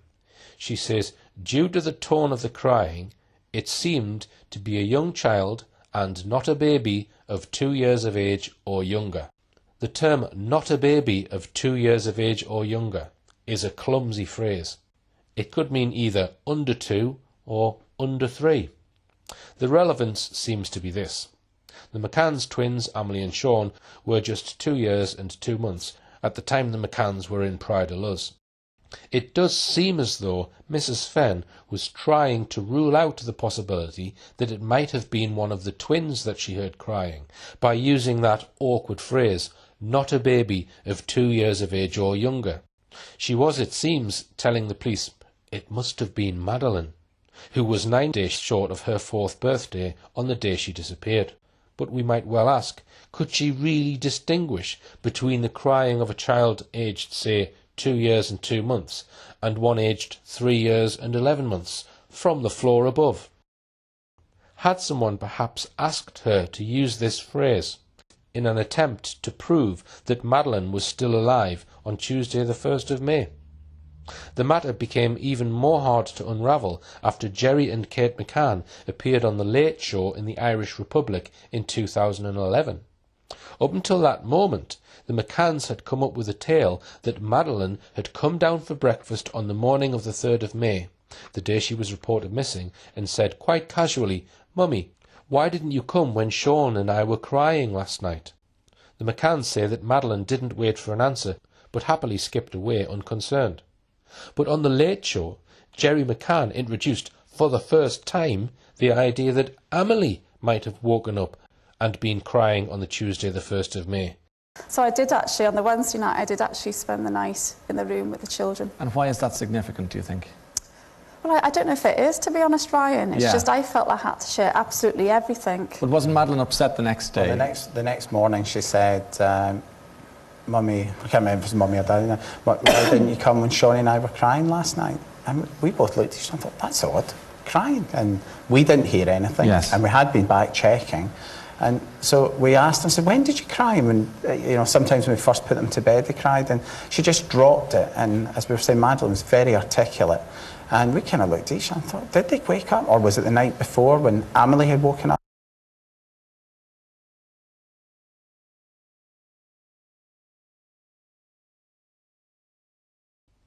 In weighing up whether Mrs. Fenn's account is true or not, we've seen several reasons to doubt it, and one of the most important features about it is that it was not made until over 3.5 months after the event. Let's go back in time to what was happening in August. At the beginning of August, it had been 3 months since Madeleine had been reported missing. The abduction claim had been accepted by most. There was an international hunt for Madeleine, with claimed sightings of her all over the place. The McCanns were often pictured looking happy and relaxed. But then there were dramatic developments. The British police had been busy behind the scenes. Senior British police officers not connected to the Leicestershire Police, Lee Rainbow and Mark Harrison, had made an assessment that Madeleine might have died in the parents' apartment and that her parents may have conspired and arranged for her body to be hidden or disposed of. Lee Rainbow was the editor of this book, Professionalising Offender Profiling. The Daily Mail described him in 2010 like this: Mr. Rainbow, 37, leads a team of 5 criminal profilers at the National Police Intelligence Agency and specialises in sex crimes and murders. The Home Office agency, which describes itself as part of the police service, aims to improve police use of information, evidence and science to support operations.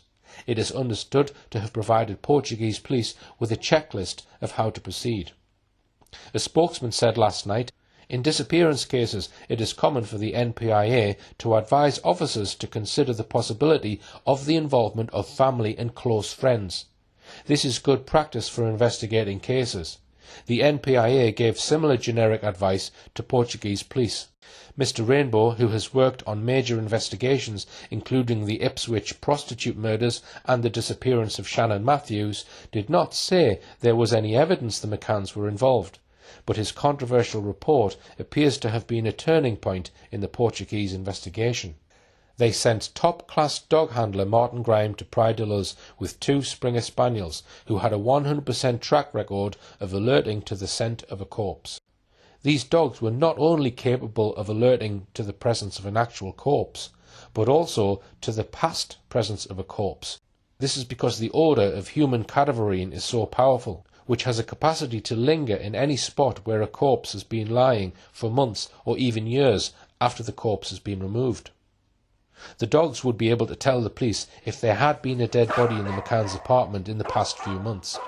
And as we now know, they did, the 2 dogs between them finding the scent of a corpse and blood in no fewer than 17 locations associated with the McCanns. On Monday the 6th of August, the McCanns were living in a villa provided for them.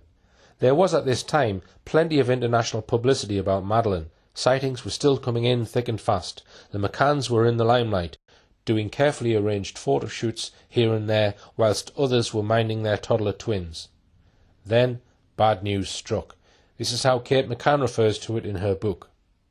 On Monday, the 6th of August, the atmosphere changed. At the PJ's request, Jerry went off to meet them at a cafe in Portimao. They didn't need me, they said, so I stayed in the villa and busied myself looking after the children and doing some work. Jerry returned, minus the car. While he'd been in the cafe, the police had impounded it for forensic testing and brought him back to Pride de Luz. And we all know what followed. The dogs alerted to blood and the odour of a corpse in the car and in the McCann's apartment. News of these developments soon leaked out. There was a flurry of lurid headlines in the British press about a corpse, about sniffer dogs, about blood, about DNA. The Portuguese police also did a search of the McCann's villa, and the dogs alerted to places in the McCann's original apartment and on some of Kate McCann's clothes. I think it would be right to suggest that there must have been absolute panic and fear in the McCann camp. It was against this background that just 12 days after Jerry's car was impounded, the spate of newspaper stories began on Saturday the 18th of August, based essentially on the claims of Mrs. Fenn and her niece, Carol Tranmer. Influential stories about people burgling Ocean Club apartments and Madeleine crying on her own for 75 minutes. I suggested earlier that all these newspaper stories may have been planted by the McCann team and or Clarence Mitchell, and the 3 items featured in Mrs. Fenn's statement, the crying incident, the alleged burglary where Mrs. Fenn tried to grab the man's ankle and he jumped out of the window, and the suspicious man quietly opening and closing the garden gate, all helped to prop up the McCann's abduction story. Images of burglars and suspicious men continued to suggest that there really had been an abductor in the minds of those who read the British mainstream press, whilst the so-called crying incident probably served 2 purposes. 1, it proved, if true, that Madeleine was still alive on Tuesday night, the 1st of May. And 2, it confirmed the account of Madeleine being left alone for periods in the evening while the McCanns were dining out. The combined effect of all these newspaper stories was to fix ever deeper in the public mind that the McCanns had been leaving their children on their own in the evenings in between regular checks, and that an abductor had snatched her during one of those periods. Now, one feature of the newspaper stories on the 18th of August is that several of them mentioned that Mrs. Fenn was going to make a statement to the Portuguese police station at Portimao on the following Monday. Not only that, but they knew in advance exactly what she was going to say. These news reports were most likely planted by the McCann team / Clarence Mitchell. Did the Portuguese police know what Mrs. Fenn was going to tell them before she made her statement? It's very doubtful. Even if they did know, would they deliberately leak it to the British mainstream press, who got the story first? Surely that's even more unlikely. So this leaves the question, was there a degree of collusion between the McCann team and Mrs. Fenn? The McCann team, I suggest, when they were under great pressure, may have used Mrs. Fenn and her niece Carol Tranmer to give the Portuguese police 3 separate questionable stories, all of which suited the McCann team's agenda, stories of suspicious men and burglars, and a tale of Madeleine crying in the evening. I think it is quite possible, although I have no proof, that one or more of the McCann team, or indeed an intermediary, may have spoken to Mrs. Fenn before she made her statement. But whether I'm right or wrong about that, can we take Mrs. Fenn's statement as any kind of indication that Madeleine was still alive on that Tuesday evening? I don't think we can. I will now examine some more third parties who claim to have seen Madeleine during the holiday. Staff at the Millennium restaurant were asked if they remembered seeing Madeleine on the Saturday night when the McCanns and the group ate there on the first night, but all could only remember seeing the twins. But as they say, there were so many children there that first night. And in any event, we have the photos of Madeleine playing happily in the playground, probably on the first evening, dressed in the same clothes she was wearing on the plane journey to Portugal. On the morning of Sunday the 29th, the McCanns say they ate breakfast at the Millennium restaurant.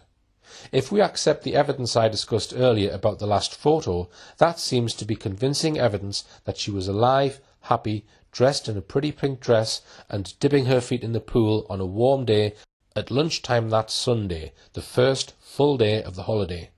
But after this point, things become very vague. There is very little information, either in the Portuguese files or in Kate McCann's book, for example, which gives us much information about Madeleine or what was going on for the rest of the week. So I'm going to ask these three key questions. 1. Were there any independent, credible and verifiable sightings of Madeleine during this period? 2. Were the McCanns seen out and about as a happy family of 5? 3. Were the McCanns seen out and about as a family of only 4? The first point to note is that we have no confirmed photographs of the McCanns nor of any of their children after the Sunday that week. The last photo is probably from Sunday, and the tennis balls photo has so many queries about it that I do not think we can rely on that as any proof of Madeleine being alive after Sunday. Second, in over 8.5 years since Madeleine was reported missing, no one, not another holiday maker, a member of staff, a local, anyone to my knowledge, has come forward to say that they had seen Madeleine and the McCanns, all 5 of them together on that holiday, or as a family of only 4 together. Further, as we'll see in more detail in a moment, none of the statements made appear to give a definite indication of someone clearly having identified Madeleine as alive after Sunday.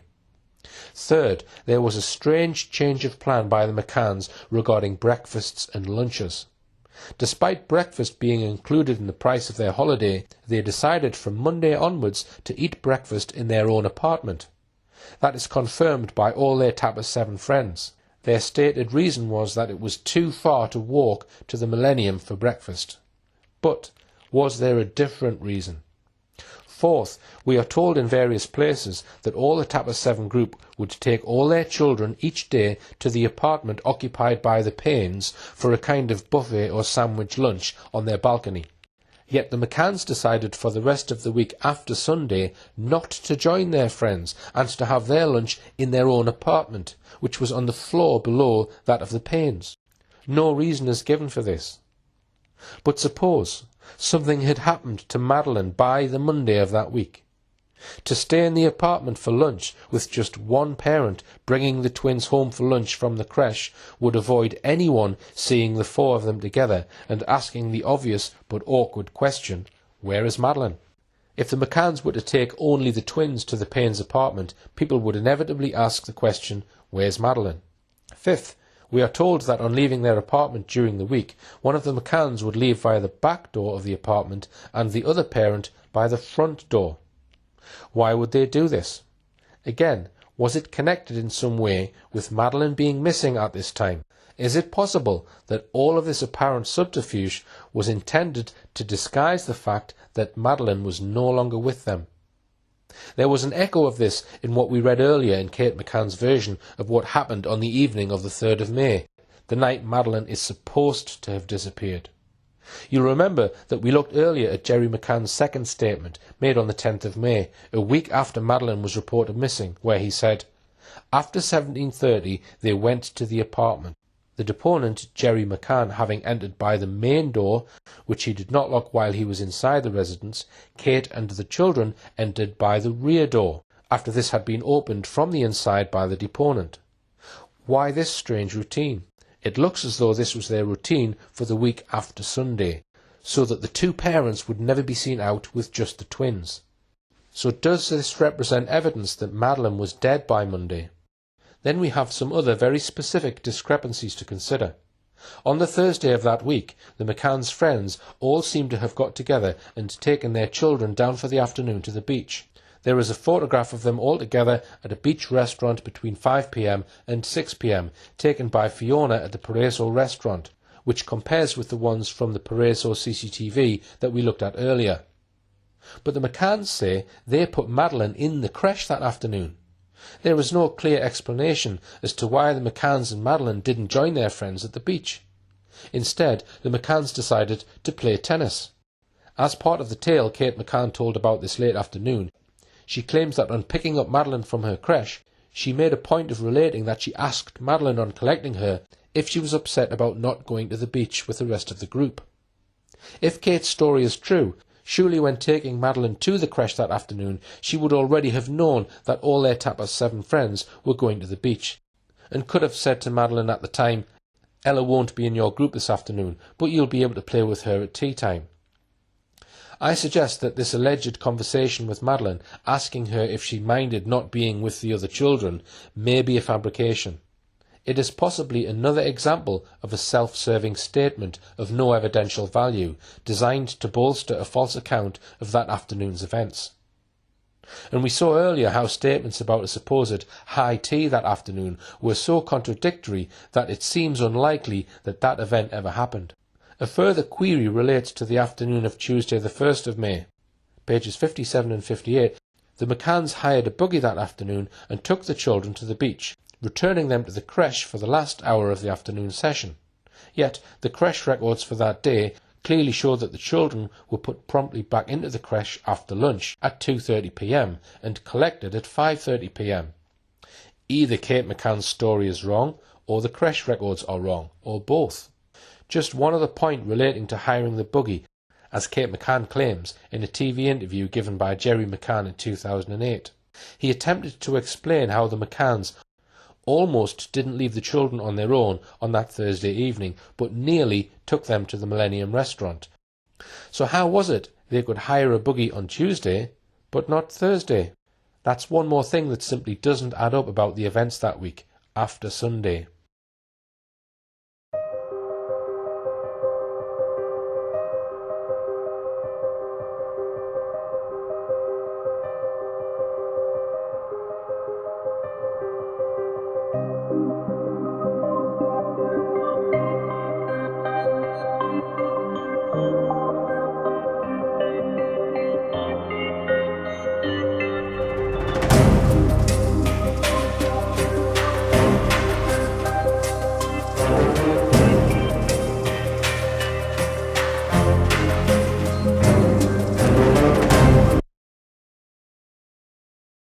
We dealt earlier with whether there was any reliable evidence that Madeleine was still alive on Thursday the 3rd of May, and saw that there didn't appear to be.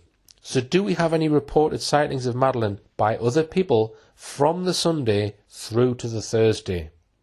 We have these, and I shall examine each one. Kat Baker, Madeleine's nanny.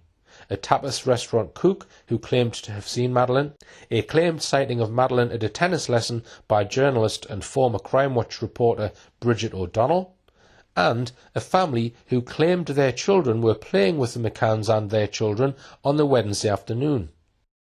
So, first of all, what does Kat Baker say about Madeleine that week? She is asked by the police and says, "Most of the time in which I saw the family together, the children would be eating. The twins appeared tired at lunch after a long day, and also perhaps due to the heat, but I never took much notice of the McCanns' behaviour that week." That is the clearest possible contradiction with the McCanns' equally clear statements that they were taking breakfast and lunch in their own rooms and not going to any of the Ocean Club eating places at lunchtime. If the McCanns were telling the truth about having their meals in their room, it means Kat Baker wasn't with them when they were having breakfast and lunch. The McCanns were eating in their own apartment.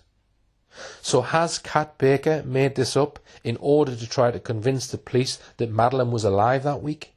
But in any event, we saw earlier how Kat Baker seemed to have been on very friendly terms with the McCanns, and is therefore not an independent witness. Second, let's look at the statement by the Tapas restaurant cook, Maria Manuela Antonia Jose. She made a statement to the police on the 6th of May. Here is an extract from her statement. When she was informed about the disappearance, she did not realise which child this was. It was only later, upon watching the television news that night, and after seeing pictures of the missing child on television, that she realised who the girl was, referring to her as Madeleine, the name used by the journalists, remembering only at that moment that she had seen her during the meals provided to the children at the creche, and which take place at the restaurant where she worked, and during arrivals at the creche where Madeleine spent the day, located immediately next to the restaurant. However, Madeleine was enrolled that week in Kat Baker's Lobster Club creche for 3 to 5-year-olds, which was located on the first floor of the main reception.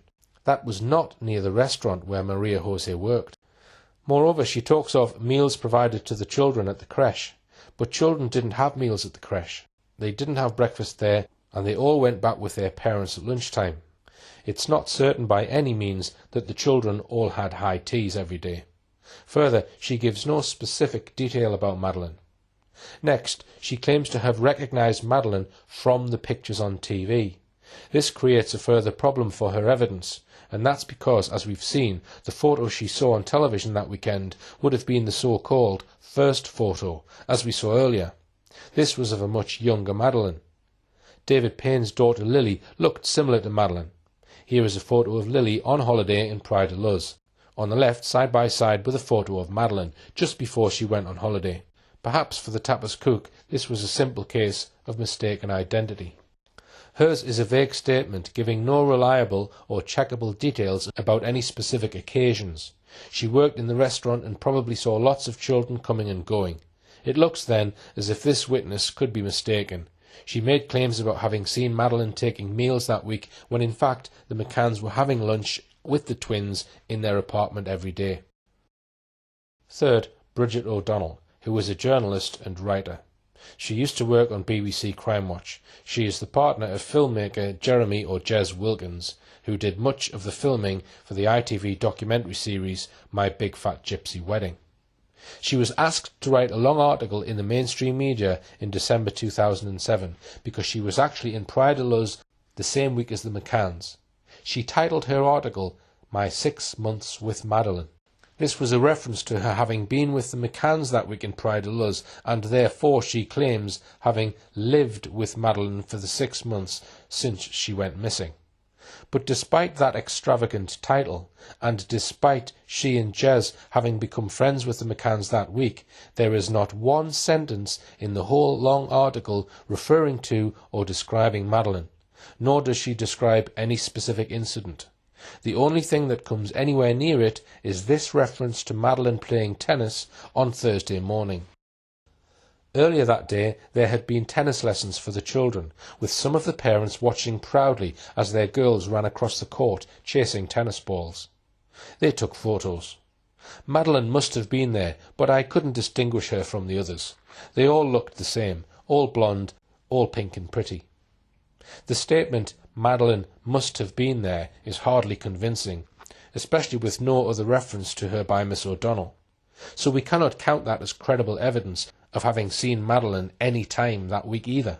So forth I come to the Boyd family, who claimed that their little boy played with Madeleine for most of the Wednesday afternoon, the day before Madeleine was reported missing. Their story surfaced in a small circulation family periodical, First magazine. Here is a photo of the actual article, which appeared just 2 weeks after Madeleine was reported missing.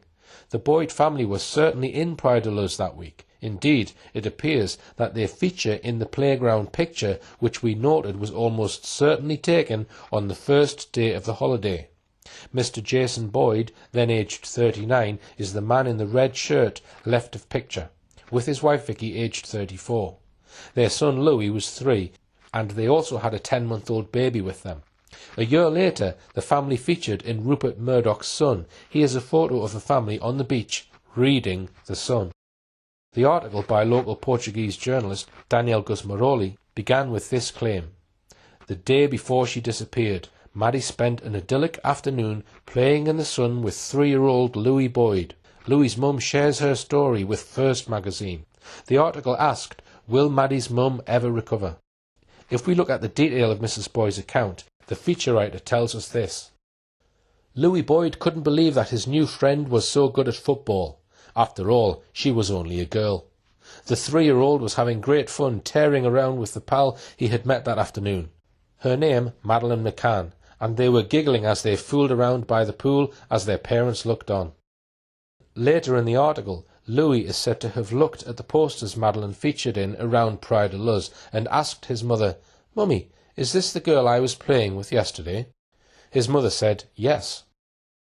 Louis is said to have replied, "Why are her pictures everywhere?" His mother said, "Because she's lost her mummy." And the article notes that Louis went quiet. Later the article goes on. Vicky was sitting by the pool as Maddie's mum Kate, 38, relaxed on a sun lounger and watched her children whizzing down the water slide. Maddie was wearing a sun hat, a little pink top and blue skirt, occasionally stopping to pull faces at her mum. As Kate looked on adoringly, Maddie went to the poolside to a play area to have a game of play football with Louis. Just a sweet, happy little girl playing in the sun with other children. She and Louis were kicking a football around for about an hour. The two of them were giggling and having fun. They got on really well together. I spoke to Maddie's mum Kate briefly. She told me this was their first holiday abroad with the kids and they were all having a lovely time. She felt the Portuguese were lovely people and very family orientated. Madeleine's dad Jerry, 38, was playing tennis on a nearby court at the time, and after the match he joined Kate and put his arm around her. They seem like a really happy family, a good strong family unit. She is quoted as saying, "When the posters went up on the Friday, Mrs. Boyd said, 'We recognised Maddie immediately.'" Well, it certainly makes good copy, except of course that the photos of Madeleine that went up that week were of the so-called first photo that was anything up to 18 months out of date. The article also included half a page about Kate McCann's initial reaction to Madeleine disappearing. It states, Kate and Jerry telephoned local priest Father David Heel, asking him to visit them at their apartment. When he arrived with his wife, Kate threw herself into the priest's arms and she broke down. The article continues. It took him almost 3 hours to comfort Kate. Father Heel explains in the article how the McCanns asked him to pray for Madeleine's safe return. The priest added, "We have been to see them several times when they are emotional and distraught." So in this lengthy article, we have what appears to be crystal clear, watertight evidence of Madeleine being alive and playing happily on the day before she disappeared. It sounds like it was most of the afternoon. Madeleine playing around the pool, then playing football for an hour, then returning to be with Mummy and Daddy by the pool. But there are two very big problems with this story, and several others besides. First, the creche records for that afternoon that we looked at earlier. What do they tell us? Let's have a look. They clearly tell us that Madeleine was shown as being in the Lobster Group creche with her nanny Kat Baker all afternoon from 2:45 p.m. to 5:30 p.m. So there's a conflict of evidence. Was she playing football with Louis or in the creche all afternoon with Kat Baker? It can't have been both. But there's another possible way of checking what happened that afternoon, and that's to look at what Kate McCann says about that afternoon in her book Madeleine. We find it on page 60, Wednesday the 2nd of May 2007. Our last completely happy day. Our last to date as a family of 5. If only it was possible to rewind, even for an hour. Today it rained. The children went to their clubs, but our tennis lessons were postponed. Instead we joined Fiona, David and Diane at the Millennium Restaurant for coffee. We then returned to our apartment, and a little while later I left again to go for a run with Matt. I'd bought a new pair of running shoes a few days before we'd left for Portugal, and they were certainly getting a good initiation. They were pink, which I wasn't quite sure about. I wondered how seriously a runner in pink trainers could be taken, but after a few outings in the sand, they weren't looking quite so glaringly girly. As we ran along the promenade, a small dog jumped out from under a bench and attacked my right calf. It was pretty sore, and I was a bit shaken, but I carried on as coolly as I could manage. Maybe he just didn't like those pink trainers. Jerry and I picked up the children, had lunch in the apartment, and then took them to the play area for an hour before walking them to their clubs. The tennis group lessons were rescheduled for the afternoon, Jerry's group first, followed by mine. After that, it was the usual routine. Tea with the children, playtime, bath time, milk, stories, kids' bedtime, get ready. So, no mention of any sun, only a mention of rain. And certainly no mention of Madeleine happily playing football with little Louis for an hour, or whooshing down the water slide. So what can we make of this? Was it fabricated by the Boyds? Were they roped in by the McCann team to concoct this story? Did the publishers of First Magazine check their story out with the McCanns?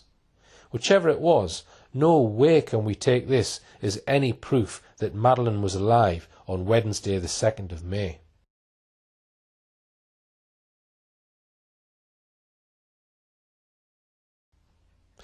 Within the past few months, a British expat living and working in Canada, Lizzie Taylor, known on the internet as Heidi-Ho, has compiled a very useful analysis of all the other claimed sightings of Madeleine that week. Here are some extracts from her article, based on extensive analysis of all the relevant witness statements. Like everyone else, I once believed that Madeleine was seen during the holidays, as there were so many people that claimed to have seen her. As I started to collate the witness statements and scrutinise each one, I realised that apart from Fatima de Silva, who saw Madeleine and the family outside the apartment one day, there was not one statement that had a similar degree of credibility. I thought that the possibility of something happening to Madeleine prior to Thursday would be impossible, but after reading all the statements, every one, except Fatima, allows for doubt. Some were very obviously mistaken. She then goes on to list other witness statements from people I've not mentioned so far. Here is Lizzie Taylor's list and her comments. Cecilia Diaz-Firmino, receptionist at Millennium, described a shy Madeleine and saw them on days they were not at restaurant. Therefore, not proof that she saw Madeleine. She may have seen one of the other tapas children. Geronimo Salcedes, tapas barman, admits to not being able to recognise if it was Madeleine. Luisa Ana de Nona de Azevedo Coutinho, receptionist, claims to have seen Madeleine with the McCann's friend Dr. Russell O'Brien, but his daughter was not in the creche that morning and looks very similar to Madeleine, so likely mistaken. Georgina Jackson, tennis instructor, was non-specific about seeing Madeleine, only that she was part of the group for that morning. Charlotte Pennington, creche nanny. We've already covered Charlotte Pennington earlier in the film. Diaz Romao claimed seeing Madeleine at times she was not there, according to the creche record. Emma Wilding did not know Madeleine well and makes incorrect statement about seeing Jerry. Paula Cristina de Costa Vieira, cleaner, says she saw Madeleine McCann twice leaving the Millennium at about 9:30 to 10 a.m, but they didn't go to the Millennium for breakfast. Non-specific comments that do not confirm Madeleine's presence were made by Jez Wilkins, Stephen Carpenter and Daniel Stuck. So what about that one statement that Lizzie Taylor thinks may be credible, one by Fatima Maria Serafim de Silva Espada, the daughter of one of the cleaners? She says that she saw the McCanns and their 3 children. Let's look at the relevant extract from her statement, and let's note that this particular alleged sighting took place on the Sunday, and see what a tremendous amount of specific detail she gives to the police as she unfolds what she saw. She states that this took place on Sunday the 29th of April, just before she finished her morning shift at 13:30, as she had the afternoon off that day. At about 13:15 she went to help her mother, who was cleaning apartment 5I of the same block, situated on the first floor. She clearly remembers seeing the girl, accompanied by her siblings and mother, leave their apartment 5A and walk to the stairs leading to the floor above. She was very close to them, at a distance of about 1 metre, observing their movements for a few moments, because she was charmed by them. Madeleine led the way with a plate, perhaps plastic, in her hand, bearing a piece of bread. As regards the clothes she was wearing, she only remembers a skirt, but cannot recall its description. She noted, because she thought them nice, the type of shoes she was wearing, tennis shoes, light in colour she thinks, which had little lights along the soles, which lit up each time she stepped on the ground. Her siblings followed behind her, wearing the same kind of shoes, and each holding a piece of bread in their hands. Their mother followed behind them without holding their hands. She seemed to remember the mother was also carrying a plate. Moments afterwards, perhaps the time it took to close the apartment door, the father came out and also headed to the apartment upstairs. When asked, she does not remember whether the father pulled the door closed or locked it with a key. So here we have a statement which I suggest clearly is credible. It is not vague, it does not look contrived. Moreover, she sees all 5 members of the family together, and after that I would contend that no one ever sees all 3 children together that week. What about her shoes? Unfortunately, we do not see these in the last photo, so we don't know if they are the same ones as this cleaner describes. However, we do have the photos taken what I think was the day before. And on this one, the playground picture, we can see that Madeleine is indeed wearing exactly the same shoes as described by the cleaner. In the last photo, Madeleine is wearing a pink dress. The cleaner remembers Madeleine wearing a skirt, she thinks, but can't remember what colour it was.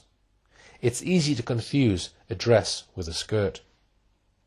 This incident happens at about 1:15 p.m. on the Sunday. Is it possible that Madeleine was already in the clothes in which she is seen in the last photo? I think it is. So, in the statement of Luisa Anacotino, we have a detailed, wholly credible statement that is also fully consistent with the last photo having been taken about an hour later by the pool, after lunch on the Sunday. The clarity and detail of this witness statement shows up the other statements from the Ocean Club staff for what they are: vague statements with no detail and therefore lacking credibility. So, if this hypothesis is correct, it means that the creche records, which show Madeleine as being in the creche for several hours each day, from Sunday through to the Thursday, cannot be correct. I am sure this will be cited by some as strong evidence which refutes the hypothesis in this film. If we look closely at the records, we see that Madeleine is being signed into the creche after some children, but before others.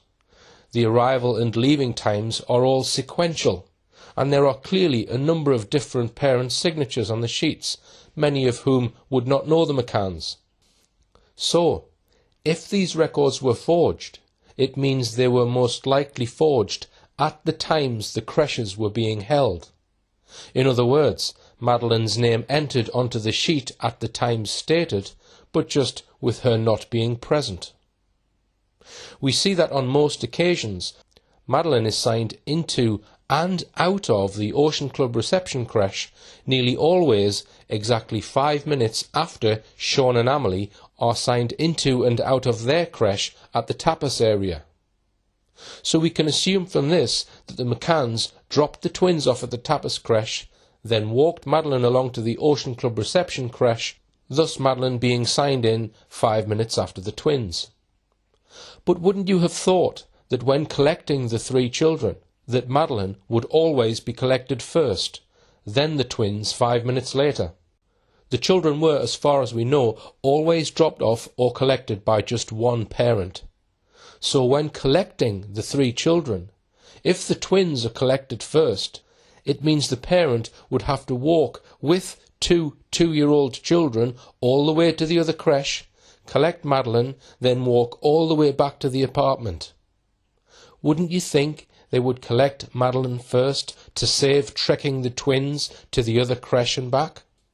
And I don't think it's possible that they took the twins back to the apartment first, because there wasn't enough time to do that within just 5 minutes. I suggest, from these records, that the McCanns probably were putting their twins into the tapas creche and collecting them from the tapas creche. But I propose that as soon as they were dropped off or collected, one of the McCanns, Kate or Jerry, would walk to the Ocean Club creche to sign Madeleine in or out, even though she wasn't there. This would explain why Madeleine is nearly always signed in and out 5 minutes after the twins. If this is indeed the case, it means that it would have been much easier to carry this off if the nanny in charge i.e. Kat Baker, was helping them to sign a child in and out that was not present. And we know that Kat Baker has always remained close to the McCanns and visited them at key times at their home in the UK. There was an interesting interview about Kat Baker given by her Nani Cavallo in TV Mais on the 18th of November 2008. Here are some excerpts from what he said. Some have doubts about the Ocean Club's crash records. The doubts increase if we pay attention to the depositions of Maddie's last nanny, Kat Baker. The statements that the nanny gave to the police raised doubts. When re-questioned in England, she corrected several statements that she had given in Portugal. She was allowed to refresh her memory from her previous statements. Kat Baker says she remembers extraordinary details about the day Madeleine was reported missing, but says she doesn't remember who picked up Maddie and at what time. The Portuguese police called in calligraphy experts. These experts found discrepancies in the handwritings. Just one of the doubts that the analysts raise concerns the identity of those doing the form filling and their signatures in the form. The nanny's signature and her handwriting appear on the sheet where only the parents were supposed to sign. Did no one notice this? One more curiosity about Kate McCann's purported signatures in the creche records is this statement in her book, Madeleine, about the fact that ever since she had got married, she had always used her maiden name. On the 4th of May 2007, the date after Madeleine was reported missing, I became Kate McCann. According to my passport, driving licence and bank account, I was Kate Healy. I hadn't kept my maiden name for any particular reason. It was just who I was and who I'd always been. But when Madeleine was taken, the press automatically referred to me as Kate McCann, and Kate McCann I have been ever since. Overnight our old life had gone and I'd become a different person. If that really is the case, then we must ask why her signature in the creche records on every day except one was K. McCann and not K. Healy. So to summarise, these creche records are so unreliable and contradictory, so much so that the suspicion of deliberate forgery arises, so they cannot be used as any kind of conclusive evidence that Madeleine really was in that creche. I've mentioned the possibility that some witnesses may well have confused Madeleine with another child.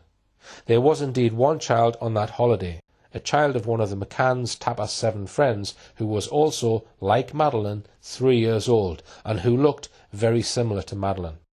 And that was Ella, the daughter of Dr. Russell O'Brien. Moreover, as we saw earlier, Ellie was also on Madeleine's lobster creche group. Here is a most curious incident which I hope to explore further in my next film about Madeleine. This is the statement of one of the receptionists at the Ocean Club, Louis Anna Coutinho. She gave evidence of one of the Tapas 7 group visiting the Ocean Club reception area on the evening of Sunday the 29th of April and making an unusual demand for a block booking of the Tapas bar for the McCanns and their group, so that they would be guaranteed a place there every evening.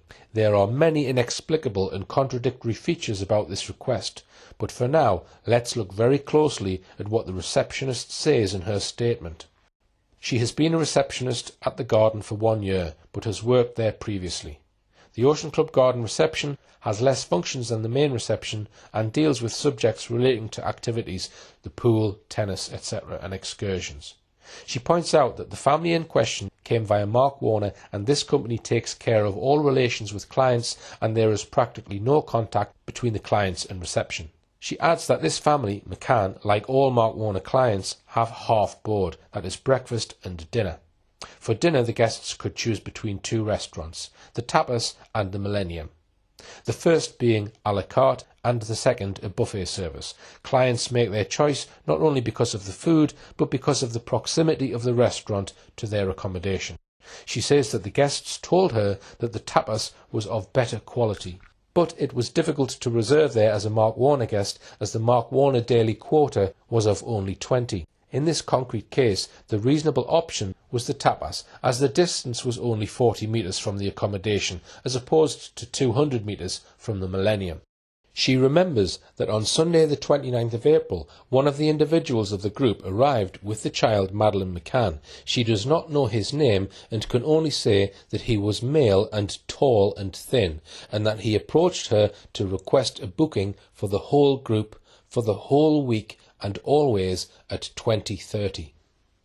When questioned, she confirms that the man was not the father of the girl, but one of the members of the group whom was often seen in his company.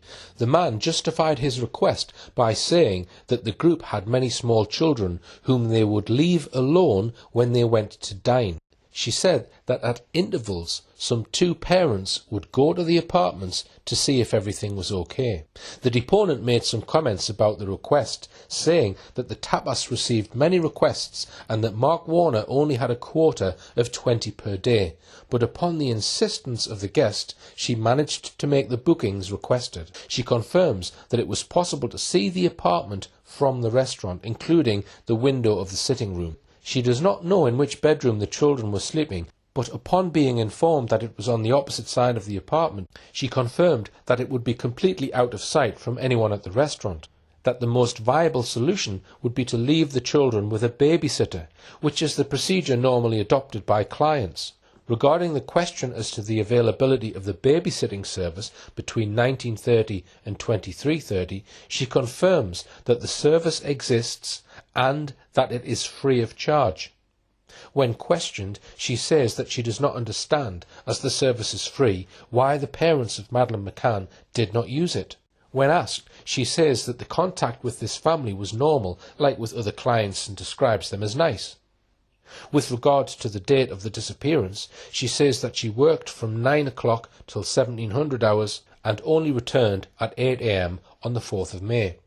It was on this day at 08:30 when she arrived that she was informed about the disappearance by colleagues. She only knows what third parties have told her and from what she has seen in the press. She never saw anything strange. During this interview, she provided a book with the reservations for the tapas restaurant. Now, there is only one of the tapas group of doctors who fits the description of being tall and thin, and that's Dr. Russell O'Brien, father of Ella. The likelihood is that it was him who spoke to Miss Louisa Anna Coutinho, but the receptionist says that it was Madeleine McCann with him. Is it not much more likely that this girl with him was his own daughter, Ella? By all accounts, she looked very similar to Madeleine. Could it be that the receptionist and maybe several other staff all mistook Ella for Madeleine? After all, I am suggesting that Ella was there for the rest of that week, but that Madeleine was not. All I can say now is that I think we must regard it as a distinct possibility.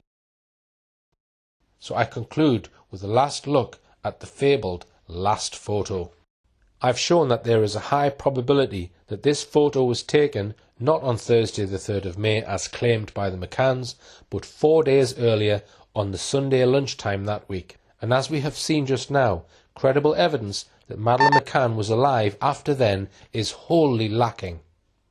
If Madeleine died, say, late on Sunday, that explains why no DNA of Madeleine was found in the McCann's apartment. If Madeleine McCann died, say, late on Sunday, that explains why there are no photographs of Madeleine that week, apart from 5 taken on the day of arrival and the last photo.